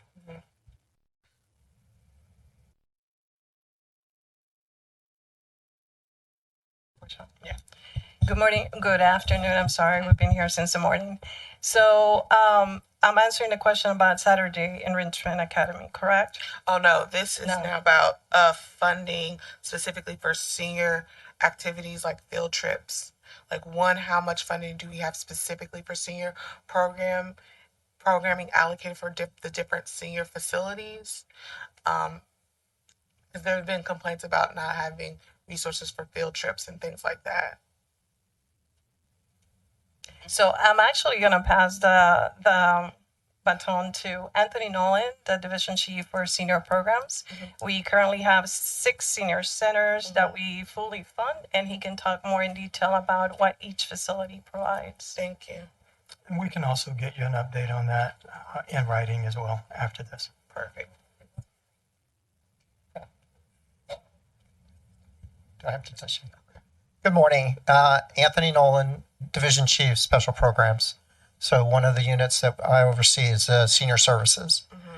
I don't have the exact figure. We do run a number of, each of the centers has programming guidelines. So we run multiple trips and excursions each month at each of those 6. We have 6 senior centers and a senior program at SARC. And in addition, we just, the county had our ribbon cutting on the 1st for the new Health and Human Services building. And as part of that program, we have space in the building to run a 7th senior activity center as well. Now, I guess there's some confusion with regard to lack of funding for other trips and excursions, because a lot of our community centers also have senior programming during the week. Especially during the school year, there's plenty of time during the day if they're not attached to a school. And so those programs tend to be drop-in. There's not as much structured programming at those sites. So without knowing exactly which site they're talking about, but I can get you copies of all of our schedules, calendars that each of the sites develops for a seasonal basis. And then we have all the larger events as well. Yeah, I'd appreciate if I could see the list. And so for one example is the Sassy Seniors at the Suitland facility that I specifically had complaints about. And they were asking me to fund trips, which I don't mind doing, but if we have a whole agency for it, I don't think it should come out of my office budget. So we could talk about offline just to see if they're like these small programs, because they have a pretty robust group. They meet, I think every Tuesday. So it's one that might be different than maybe some that don't have the same attendance, but they're not at a designated senior center. Correct. So maybe we could figure that out, how to make sure that they have the resources that they need. Yeah, we can definitely reach out to the other divisions to see what we can do. Okay, thank you. Next question. Wanted to understand about youth employment. I know we have like the summer youth employment through the county, but curious to know like what you all do or if you have your own youth employment program and what that looks like. Yes, we do have a youth employment that happens throughout the year, but specifically during the summer months when we employ a lot of youth. And we can get you some numbers on how many we do employ, but we do have opportunities, and we'd love to have anyone give us anybody that's interested. We'd like to get in touch with them.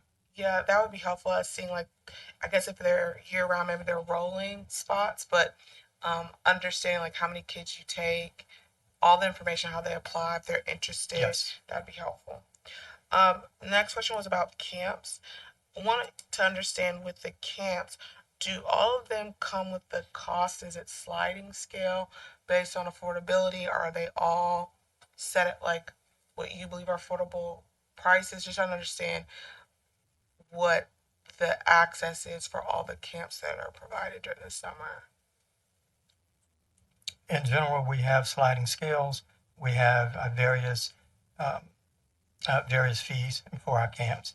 And then, of course, we do also have opportunities where our youth can participate in playground programs that are essentially free. Okay. And so do you have any free summer camps? We have just one. There you go. Hi. Sorry. Adrian Harris Moore, Division Chief for the Aquatics and Athletic Facilities Division, but also the Chair of the Summer Programs. Our summer camps do vary based on the type of camp that it is. We additionally have we changed the name this year, was Playgrounds. It's now our Playtime and our Teen Center programs that are a lower cost, $100 for 6 weeks. But our programs also have access to our fee assistance program. So families that have a need have the ability to apply and have a reduced registration. So they apply, and then after they apply, they can, if they get in, because one of the things I was talking to parents is that they fill up really quickly, some of the camps, so there's a capacity thing. Like, I'm a new mom, so I haven't had to do the camp thing, but a lot of parents are telling me they have to get up really early, sit online, they fill up. And so I feel like there's an accessibility to like, and the parents I know, that they're well off parents, that have the ability. And so I think there's a gap between the parents that probably are not as informed, don't have the resources. So my worry is that we have all these programs, but are the kids that need it the most getting access to it? So for example, I just did a birthday party at the homeless shelter for children that were under 10, and it was about 40 kids, but there was a lot more kids there. I just could only afford to do what I could, right? And so one thing is like, are all those kids automatically getting into these camps? Are they aware about it? Are they getting automatic put into these programs? Like, just trying to understand, like, what is the partnership with the most underserved, marginalized communities with intentionality? So those are some very good ideas. I can't say that, those kids have been identified and brought into our programs, but we do have, we understand a lot of our camps are very popular, and registration for those camps fill up very fast. But generally, all of our camps do not fill up throughout the summer. And so parents have the opportunity to have access to, and maybe we can look at how we market to some of those communities that you're addressing. So maybe we could discuss this offline. I really feel strongly that we should have an automatic correlation between the kids at the shelter and all of these camps and services. So if that doesn't exist, I'm willing to help in any way to create that type of pipeline. Okay. Awesome. Madam Vice Chair, yeah. I just want to say, right on target, you are. And we want to be certainly a partner that reaches out to other organizations that we might be able to work with them to find some of those gaps that we may not be covering. But you've made an excellent point in that, and that's why we want to do our branding. Because there are many people that don't know that Department of Parks and Recreation runs X program here in the county. So we want to make sure we attack that extremely hard to make sure people know that we're here. Because you're right, there are some communities that just don't know for whatever reason. So we're going to do a better job at that. But linking to others would be a good opportunity as well for us to, see if we can find them and get them because we want them. No, definitely. Thank you. And thank you for your willingness to do that. Another question I saw about, it was like performance measures in the book, and I think it was like materials and programs based upon region, South and North. And I did see a lot, about 100 more in the North, and it seemed like more of a historical thing. I think this is it. So I'm just curious about, is this more partnership program or is it not programming? It's under goals and performance measures.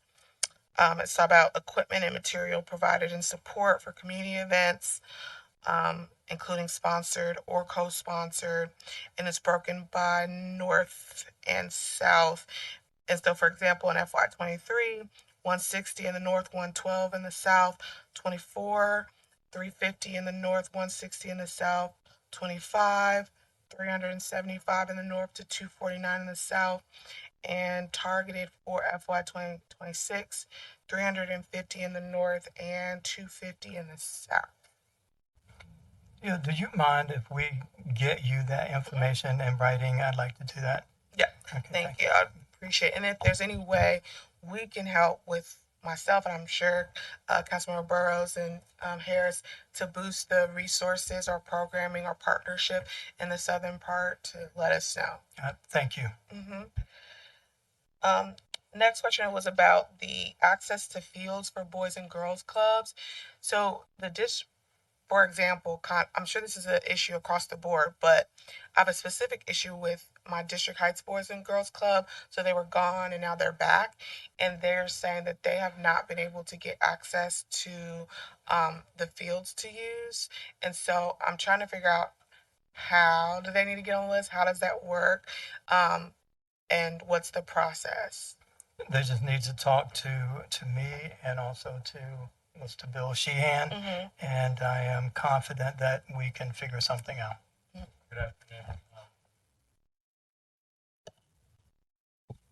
Good afternoon. Bill Sheehan, I'm the chief of our Youth and Countywide Sports Division that oversees our field permitting. I've actually, I got a message today from Joe from District Heights, and Coach TJ, we've been in communication with through your Chief of Staff, Ms. Hannon. So I'm going to be updating them on the process and making sure their needs are taken care of, either our fields or with the school. But that's recently, he literally returned my call today. So perfect. Appreciate that. And we'll keep you updated, but we're confident we'll be able to serve him. Okay, perfect. I'm glad to see District Heights is back re-engaged in the boys club as well. Definitely needed. And so it's good to move forward if we just connect them with you all. That's the process. Okay. No, that worked fine. And like I said, we're in communication. So I'm confident we'll be able to work that out. But thanks again for you and your chief's staff's help with that. Oh, for sure. Thank you. Another question. You said about the African American Museum and staffing. And maybe there's two, because I thought that the Prince George's County African American Museum was separate. It's like a private, or am I a private nonprofit? We are finalizing the process of partnering with them around this and looking at, this is a longer conversation, which I'm happy to have at any time that you want. But in short, we're looking at taking the African American Museum and holding the space that is there in North Brentwood, because that is an important piece of history and community connection, but really looking to make this more of an umbrella for all of the African American history and culture in the county, greatly expanding what an African American museum culture center would look like, with additional sites throughout the county, and that's what we're looking to staff up. Got it. So, and working in partnership with the mayor of North Brentwood and all the appropriate folks. So that entity will still be separate, but you guys are working in partnership? Or are you guys taking on completely? Most likely that entity would not be, we would take it over, essentially. Understood. All right, that's my first set of questions, and I'll pass it to Chair Burrows. If that's okay with the chair. I'm running the meeting now. Thank you, Chair. Okay.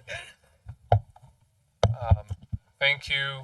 And Ms. Slovakis, my first question is for you.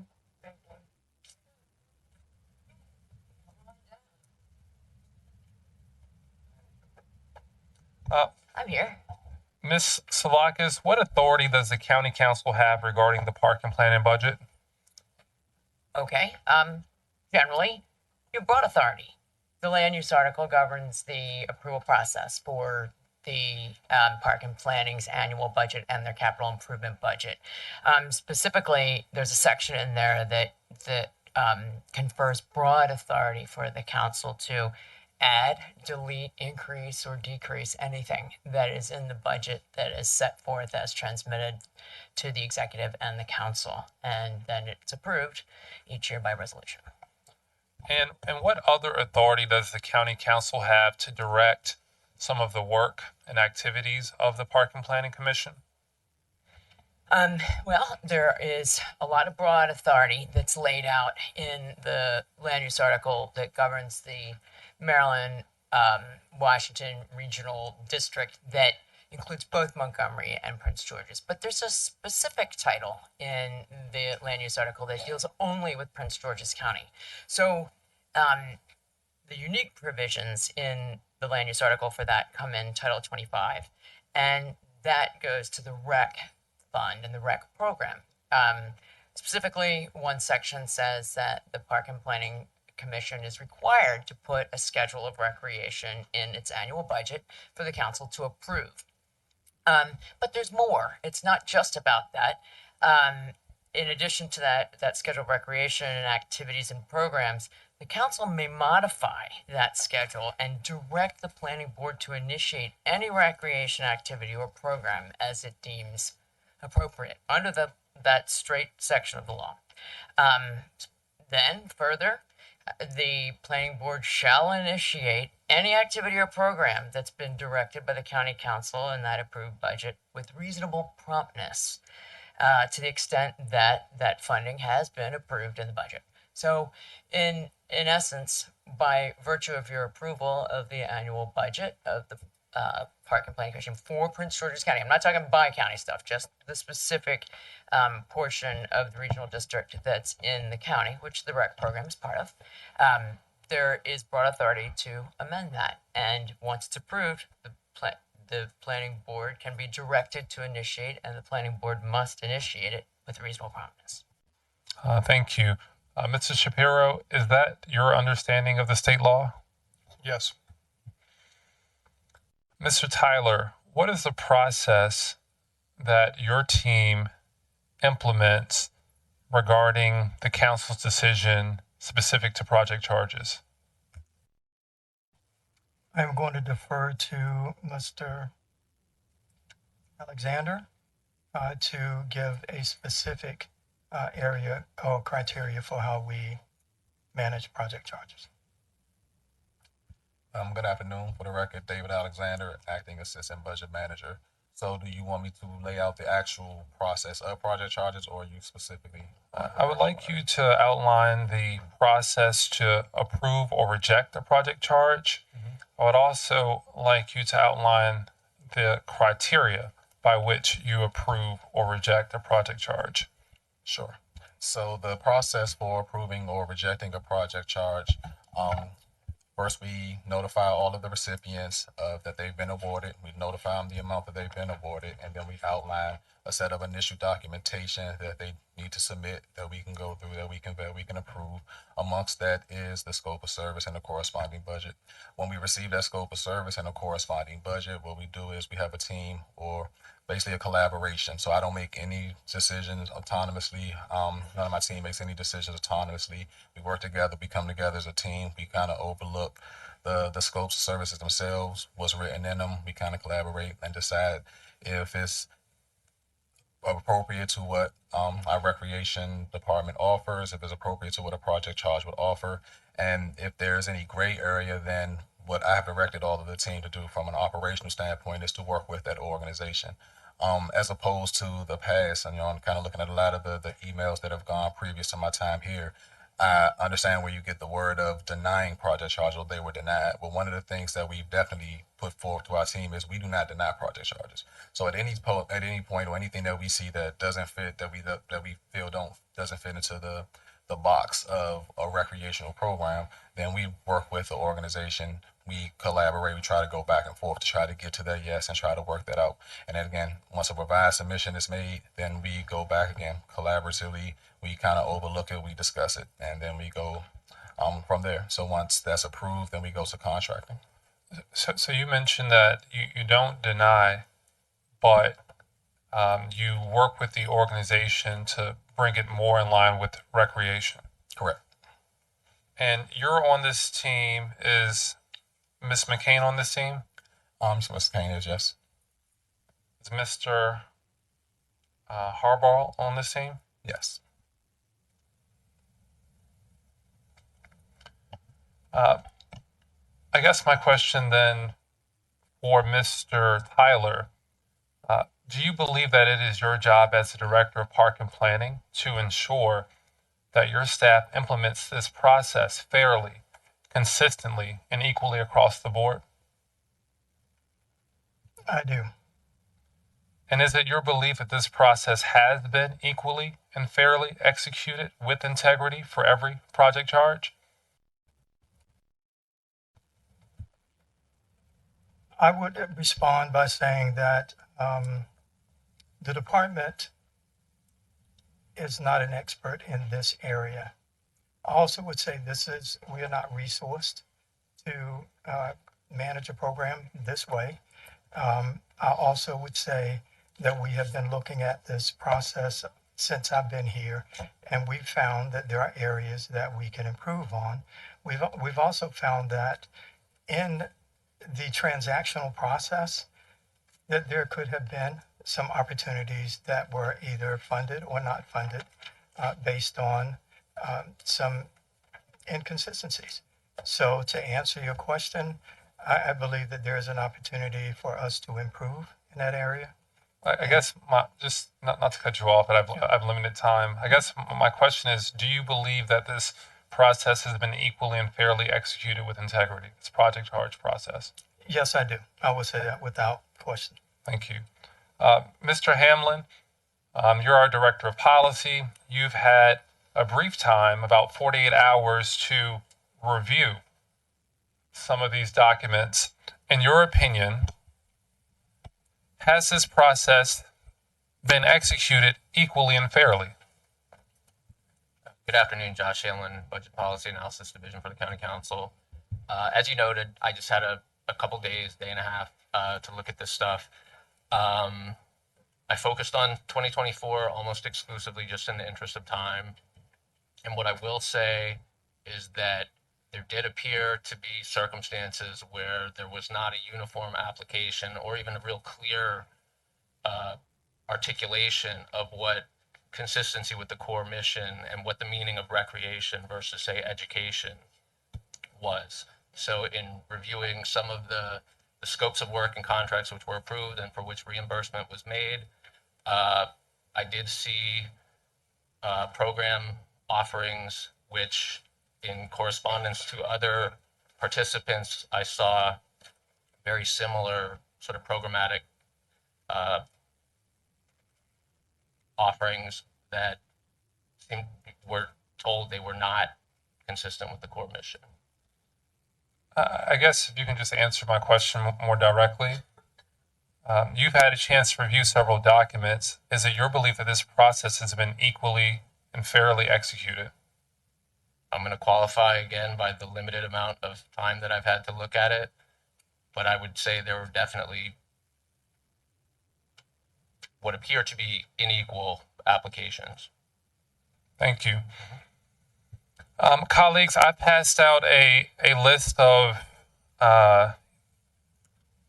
examples and these are not all of the examples. There's so many examples of how organizations that I have placed in the budget have been treated unfairly and unethically, I believe, by this team that's before us today.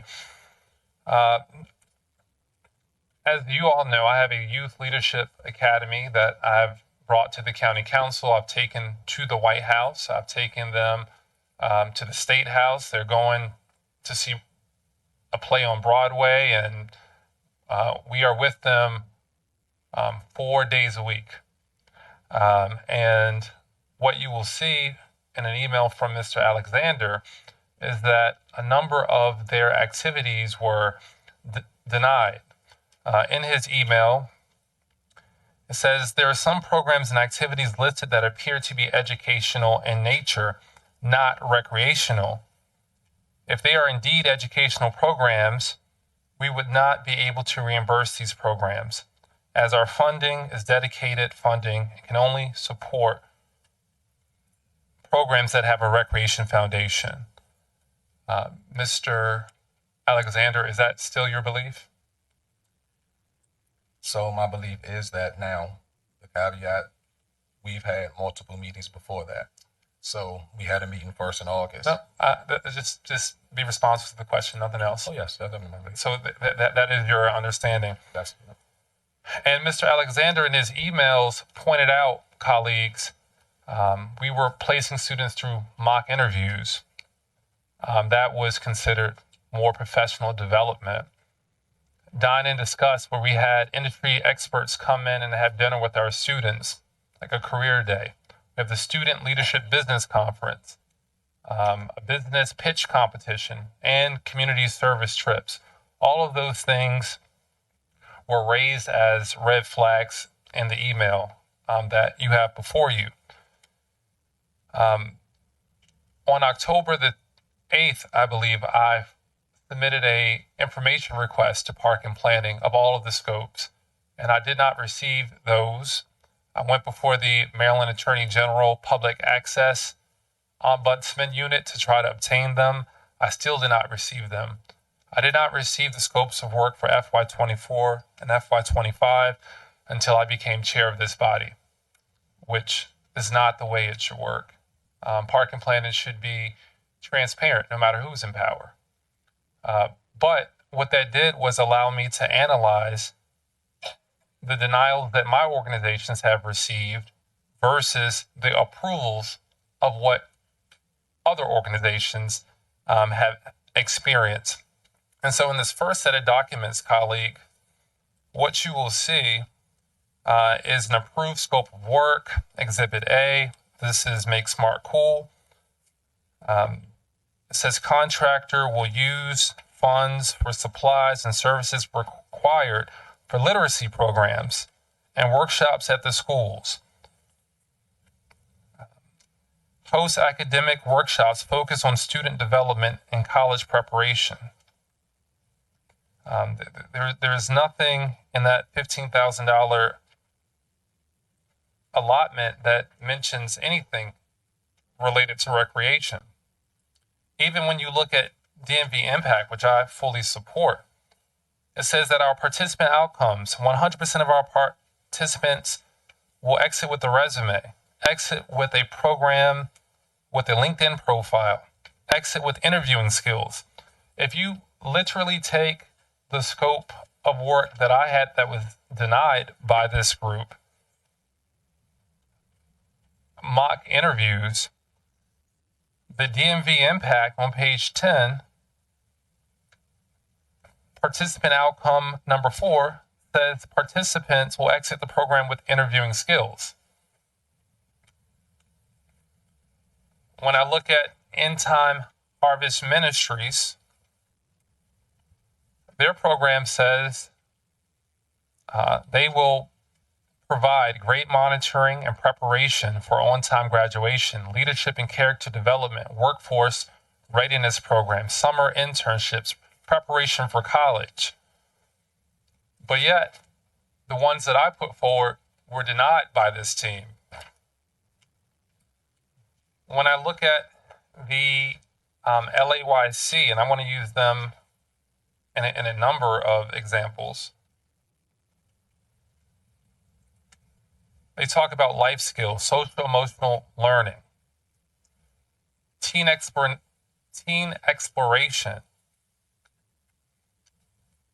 These are things that my Youth Leadership Academy attempted to do, but Mr. Alexander, Ms. McCain made it impossible for our program. My next question to you is slightly on a different topic, and that is, Mr. Alexander, I sent you emails, and Mr. Tyler, you've been on these emails as well, specific to the 2nd District. I told you and Ms. McCain that they have shops right here in Prince George's County. Every member of the county council visited Kingdom Fellowship in Beltsville, and we provided you so much information proving that they had offices in Prince George's County. I even offered to invite you and Ms. McCain. You sent an email, Ms. McCain, to my office that says, although not explicitly noted in the project charge agreement, Prince George's County Parks and Recreation approves only those organizations that reside in Prince George's County. Since the 2nd District Community Development Corporation is in the District of Columbia, it unfortunately does not qualify as an organization to receive a project charge. Ms. McCain, do you still hold this belief? If you can say it in the mic. If 2nd District is not in Prince George's If you could speak into the mic, I want to make sure. If 2nd District is not in Prince George's County, those are the parameters. Okay. And I've provided you evidence that they were, that you ignored. So you. Nope. We'd like for David to address. I'm going to keep going, and I'll. Yeah, if I have a question, I'll let you know. Similar to the meeting I had with you guys in your office. So Ms. McCain, you just said before that this body that you only approve project charges of residents that reside in Prince George's County. Colleagues, I've included one that I found from the Maryland Buccaneers Youth Club.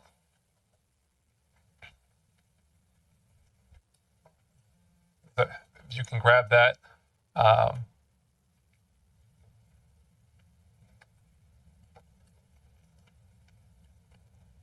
And if you go to the contract,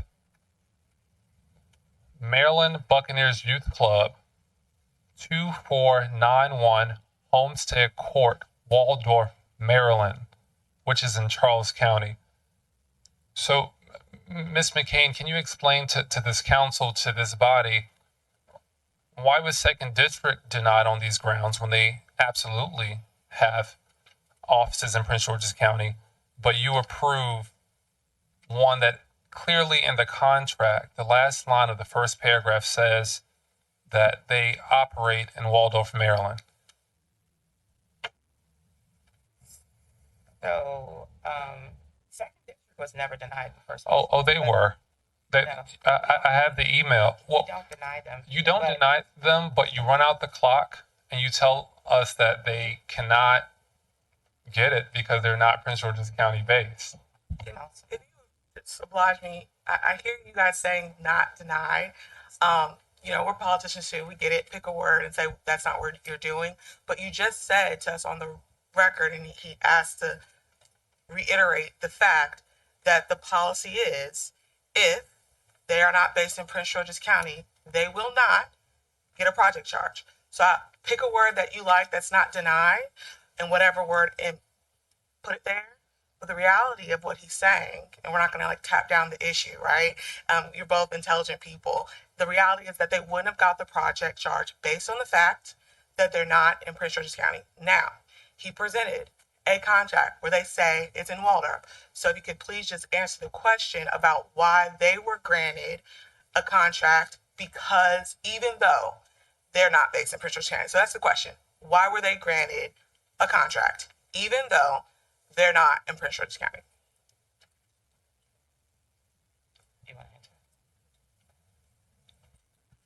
So to answer your question, and we've had this instance with multiple recipients this year. The email you're alluding to came previous this summer, I believe, when you first presented that the second district. Once project charges, the resolution passed and they were executed, we reached out to second district starting in November, and we reached out to them on multiple occasions, and we had no response from them. There have been a Sorry, number. that's not the question. The question is, why was the organization that he referenced approved, even though they're not based in Prince George's County? So put a pin in first district. I'm answering the question. No, well, put a pin. I don't want to hear first district. I want to hear why they specifically were approved. You have to allow me to finish. No, I don't have to allow you. I'm telling you. Then you don't need to answer. You tell me, why was Waldorf, the one in Waldorf, approved? We'll walk down till we get to you, Bill. So hopefully we get an answer that has nothing to do with first district. I want to understand, I want to understand why that organization was granted a project charge contract if they're not based in Prince George's County. So, Councilmember Oriata, I'm not actually familiar with the Maryland Buccaneers, but we do have, for instance, the Girl Scout Council of Nations Capital. They are in Washington, D.C., but they support girls in District 7 in Fort Washington, Oxon Hill area. So, which is why they got approved. I am not familiar with the Maryland Buccaneers. I'm thinking this is probably a similar. So Ms. McCain, you just said that there's another group that you're aware of. There is another group that does not reside in Prince George's County, but they serve Prince George's County, and they have been approved. They have troops in Prince George's County, yes. But the email that you sent, and it wasn't in the summer, Ms. Alexander, this is on October 4th. You say, although not explicitly noted in this project charge agreement, Prince George's County Department of Parks and Recreation only approves those organizations that reside in Prince George's County. So, which is it? So they have a troop in Prince George's County, the Girl Scout sets. I'm not familiar with the Buccaneers. That's the only example I can give you. You're not familiar, but I do. I have that in front of me. You have that in front of you. Yes, and the one for Girl Scouts says Washington, D.C. If you pull that one, it says Washington, D.C. But they have a troop in Prince George's County that they support. So when you emailed my office on September the 30th, you specifically asked if Second District was located at 10134 11th Street, Northwest Washington, D.C. I then provided you on October the 7th their correct address, which was in Prince George's County. I'm struggling to understand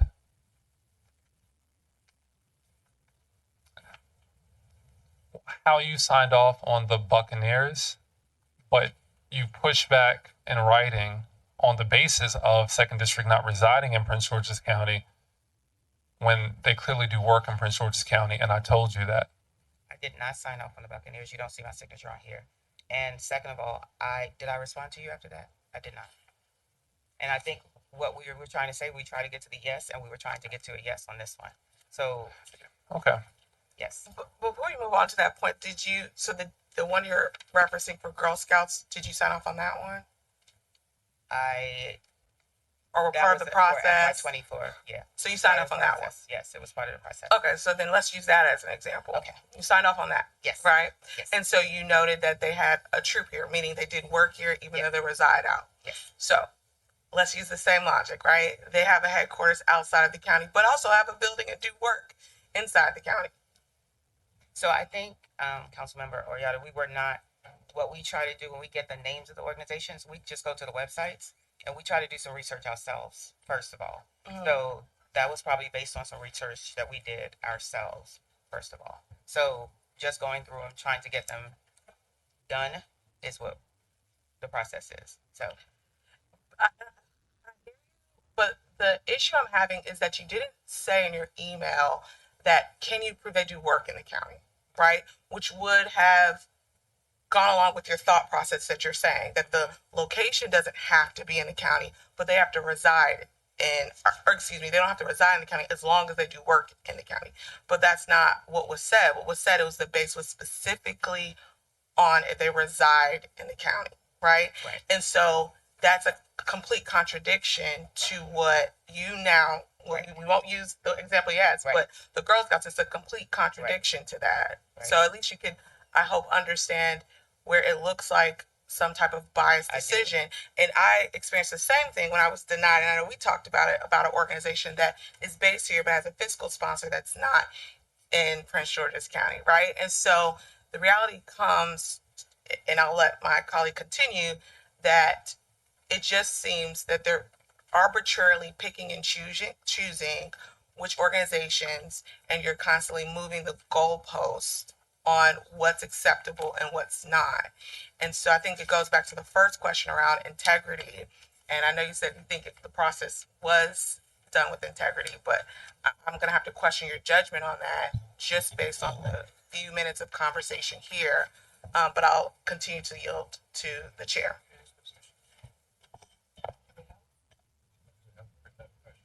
Oh, okay, I'm almost done. It's up to you. Okay. What type of internal guidelines are there for project charges? What I'm hearing here is this inconsistency. So do you have like detailed project charge policies, or is it more that you've developed them over time and try to follow them, but maybe then there's inconsistency because it's not like a checklist or something? So I'm just curious, how detailed are the guidelines? Anyone can answer it. Maybe Mr. Tyler should answer it, but anyone can answer it. Yes, we do have guidelines, and we also have a process where we vet all of this through other folks other than us. Our general counsel also looks at these contracts, and they give us guidance on what we should do in order to award or not to award. So we do have a process, and as I said in the beginning, this isn't an exact science. It is definitely a really challenging process and program, and we don't deny that there are some opportunities that may have been missed. That is not what we're sitting here saying. I mean, just on this one, and I'll turn it over to Mr. Burrows. It seems clear on the set instances in terms of where an entity is located and where they engage in activities. There's been inconsistent application, but then I'm hoping your guidelines are clear, or they should be revised. If your headquarters is outside the county, but you have identified office space or programs in the county, you qualify. If that's not in writing, it should be in writing. But in this case, at least initially, they got turned down incorrectly. Okay, you're saying no, but maybe they got turned down for something else in addition to that. I'll turn it back to Mr. Burrows. Oh, right. It's still early, Tom. The next thing that I want to get to is this University of Maryland Cooperative. It's the last document that I provided. And colleagues, I could have provided so many more examples, but in the interest of time, I just picked a few. This is, if you look at Exhibit A, it says that it's funding $31,000 of a position. It said this position provides educational. I want to make sure everyone has it. It's between the Exhibit A. Oh, I appreciate that. If you look down where it says Prince George's Family and Consumer Sciences, this is $31,000, 50% of a FTE. It says that this position provides educational program and services in Prince George's and Charles County. And then it lists out what they do. Things that I think are all amazing. Financial education for youth in foster care. Education programming at the detention center. My question for you, Mr. Alexander, and your denial of my children, you talk about exclusivity. And I just want to make sure I quote you exactly. You say, as previously stated, project charge funding is Prince George's County taxpayer funding. and the program's aim is only to support programs and activities that are open to all residents, not one limited isolated group. Can you explain to me how the funding for the children at a particular detention center is open to all residents, not limited to one literally isolated group? My question's for you.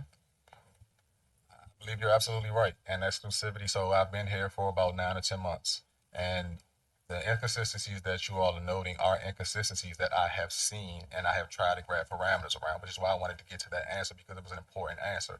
When your question as far as the exclusivity, I don't disagree at all. You're right. The Maryland program is specifically for those University of Maryland students.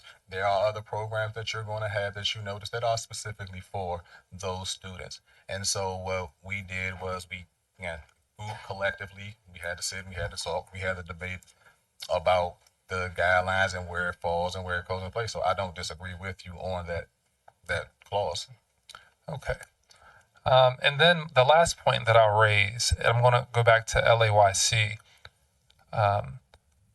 I've been told that for my Youth Leadership Academy, that you're not going to pay for, and I do have this document here, maybe I should just refer to it, that project charges cannot be used for personnel costs, cannot be used for anything but when the individual is engaged in the activity in that moment. Is that correct? Yes, that's the guidelines that we have. But if you look at LAYC on page 12 for my colleagues, what you will see is that we're paying salaries for individuals.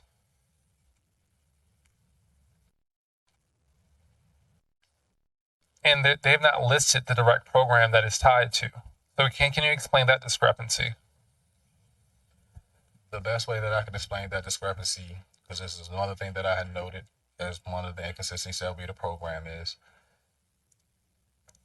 we have a change in leadership, a change in administration, and so working with our legal department, one of the purviews that they gave us was that project charges should only be direct services. Now, the issue that came about with LAYC and a number of organizations that you're going to mention and reference is these were long-standing project charges. So the conundrum that we had and the decision that we had before us was, okay, well, how do we handle the long-standing project charges that are going to clearly go against what these guidelines and this direction is given, versus your new project charges who are going to kind of still fall in those same instances, still fall under that same purview.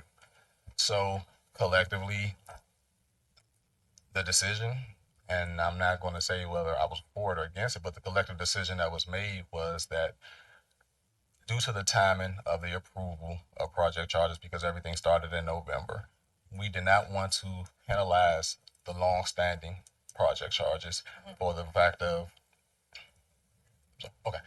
we did not want to penalize the long-standing project charges for the fact that many of them will last so much on this funding and have been getting this funding for years. And so we decided to, for a lack of a better word, the collective decision was made to grandfather those longer-standing project charges in, and then move forward with kind of reallocating, setting the tone, having discussions to lay out the new foundation for FY26. So that was the direction for those long-standing project charges that you're going to reference. So there was an intentional decision among your team to treat some recipients of project charges differently than others solely based off of who has received a project charge in the past. I mean, there was a little more to it, a little more to the conversation that was above my level of understanding and above my purview of making that decision, but collectively that was a part of the decision. Okay. And just to wrap up, because I want to yield the floor to my colleagues, Mr. Shapiro, you're the chairman of this, and I've been very complimentary about the planning side of your shop. This side is a mess. And every year that I have allocated project charge money in the budget, and the organizations have not received the money, being denied for the very same thing that these same individuals have signed off on. That essentially equates to less services for my residents. Second district not getting through this process means that senior citizens have less opportunities for recreation when they're trapped in their senior homes. My youth leadership group, these are largely poor Black and brown children who have been denied for the very same thing that other groups in the county have been approved for. And I didn't bring every example that I had, but I brought a few. So as chairman, my question to you is, how will my residents be made whole? Thank you, Mr. Chair. So directly answering and with a bit of a frame, the one thing I would push back on respectfully is this is, first of all, before I push back, this process is a mess. Director Tyler, we know there's a lot of work that needs to be done to improve this process. As Mr. Alexander and Ms. McCain said, we're in the process of tweaking it and trying to find new ways to do it, because I don't disagree with anything that you're saying, and I don't think Director Tyler does either. The level of what can feel like arbitrariness around this, the data that you have is clear. The one thing I would push back on, though, is that this is 2% of our budget, and it's not to excuse this messed up 2%, but the other 98% of our budget is incredible for what it does for young people, especially Black and brown young people in Prince George's County. It does not deny the fact that this specific function and organizations that you all have a lot of passion about and that do God's work in all sorts of ways, that we are struggling with how to manage this kind of program, no doubt. But Mr. Shapiro, the thing that I would say is I have put these inconsistencies before each and every, these four. So it feels intentional, it feels willful, and it feels deliberate. It's one thing if we don't realize that these inconsistencies are happening, but I have placed this before Mr. Tyler. We had a meeting at your office that I'll never forget. And this team has done nothing, absolutely nothing to help us fix it. Now, in the last week, they've been helpful. I don't know what happened from last week to this week, but it shouldn't operate that way. And every dollar that we have put in this budget for these programs, disappear on June 30th. And so I have hundreds of thousands of dollars that I have fought for with my colleagues to include in this budget, and yet my residents have not been served. So I specifically want to know, what is Park and Planning going to do so that I recoup every dollar over the years that has been denied due to these inconsistent rules where they have been approved in other places? I mean, Mr. Chair, you have the authority to allocate the resources in this coming fiscal year related to project charges. And so, if you can work with us on the best way to do that, to meet those goals that you're looking to achieve, I'm pretty sure that we can come up with a plan that will address those specific concerns. We are struggling with an imperfect process. We have presented to you all a solution, and you specifically, that we think will help clean this up. And built into that, and in part that's a partnership with the Community Foundation, but other things too. But built into that, I think, please come to us within constraints, the spending plan that addresses the very issues that you want addressed, and we'll find the way to do it. Now, we obviously are fiscally responsible for these funds as well, and we want to make sure that there's paper trails and all these things. We want to do our due diligence, but that is very different than what I'm hearing you say. You're speaking much more around what feels like arbitrariness and what feels like us maybe getting a little too much into the policy. I don't disagree with you on either of those, and I think the team would also be happy to not have to deal with this. It's not their strength either, and so I apologize on behalf of all of us if there are ways in which you feel personally disrespected around that. I cannot, it's not my job to convince you whether it was through malintent or nefarious means or whether it was just struggling through a process. My experience with the team, and this is the integrity part that Director Tyler talks about, I believe they're working with integrity. I think we're struggling with a messed up process. And I'm happy to work with you to fix that ASAP. You know, it's a and to find ways to make previous year whole through a process that works within our, what we're allowed to do. So I promise you that. Well, I appreciate that. And the last thing I'll say, and I want to say it for the record so that everyone knows where I stand, you have a leadership problem in Parks and Rec that needs to be dealt with. And that's how I'll end my comments. Thank you. And the chair's already yielded to me to go next. So thank you, Chair Denoga, for that. So I'll just say plainly, I think what the chair so kindly just alluded to, the simple change is the politics of it, right? He is now the chair of the county council and I'm now the vice chair of the county council. So then magically our scopes are getting approved while nothing in the scopes are different, right? And then for some people, they might say, okay, yay, great, now it's done. But for myself and Chair Burrows, it is not about if we're sitting in positions of power or not. It's not about if our colleagues are sitting in positions of power or not. The politics happens when we negotiate and pass the resolution. Then the politics is over. We've already done the hard work of negotiating and getting the votes that we needed for our organizations to be included, for the resources to be allocated in our district. And I think every single council member should be treated fairly when it comes to your execution of those project charges. And that's the reality. I know you had a personal relationship with our past chair. I know she's not as fond as our current chair and myself. I'll name that. So I don't know what the personal things are, but if you cannot do your job ethically and fairly, you should not have it. And that's just firmly how I feel. I would have never asked for her projects to be treated differently or any other colleague's projects to be treated differently. Once they're approved, every project should be treated the same. Because at that point, it's about the residents. It's not about the personalities. It's not about personal vendettas. It's not about anything else.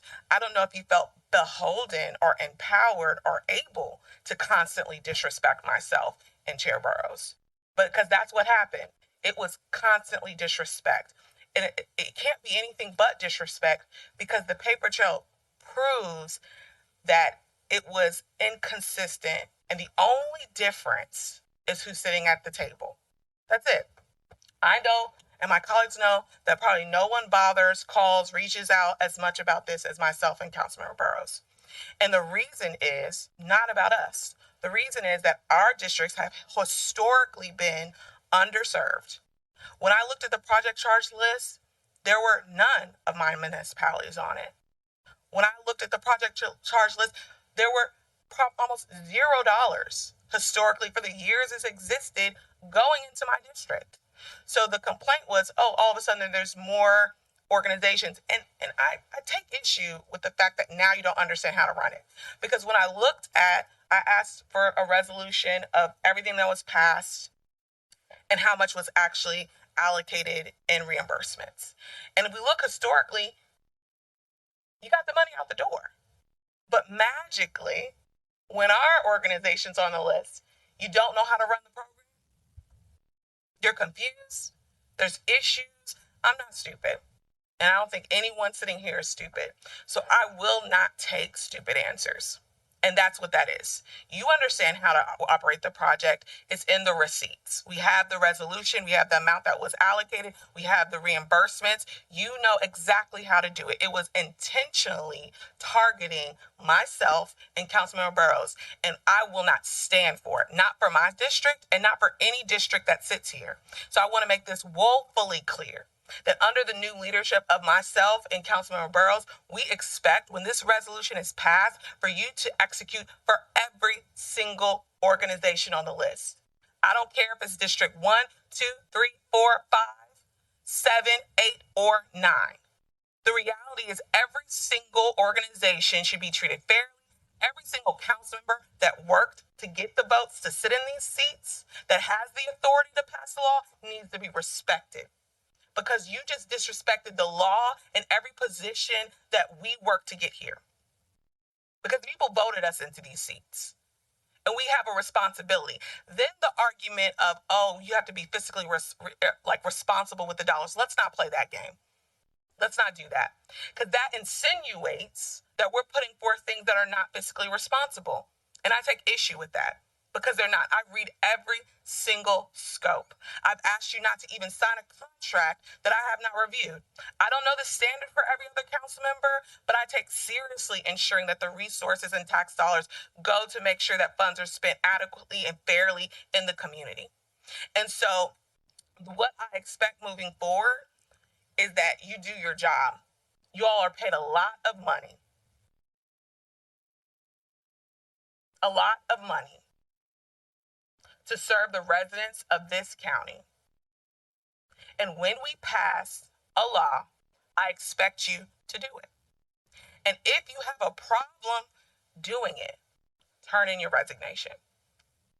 We will accept it.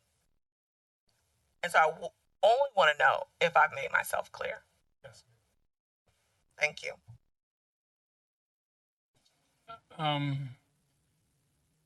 I've got one question and one comment. Salaries. That the issue was brought up about salaries. I've been around way too long, but I remember the salaries was an issue 15, 20 years ago. And my recollection was Park and Planning didn't think salary should be included in the project charge qualified expenses. And I think the council put a lot of pressure on it. It's a deep history. I'm trying to recall, so it might be fuzzy. But I thought the council put a lot of pressure that salaries should be included. And maybe this thing about the direct expense came up.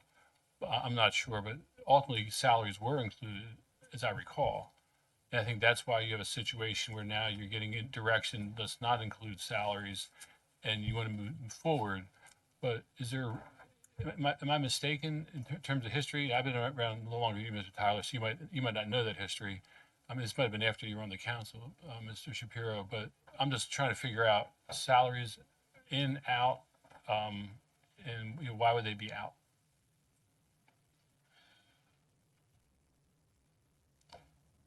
No one's been around long enough to know the answer. I mean, so if you look at the data, salaries are in.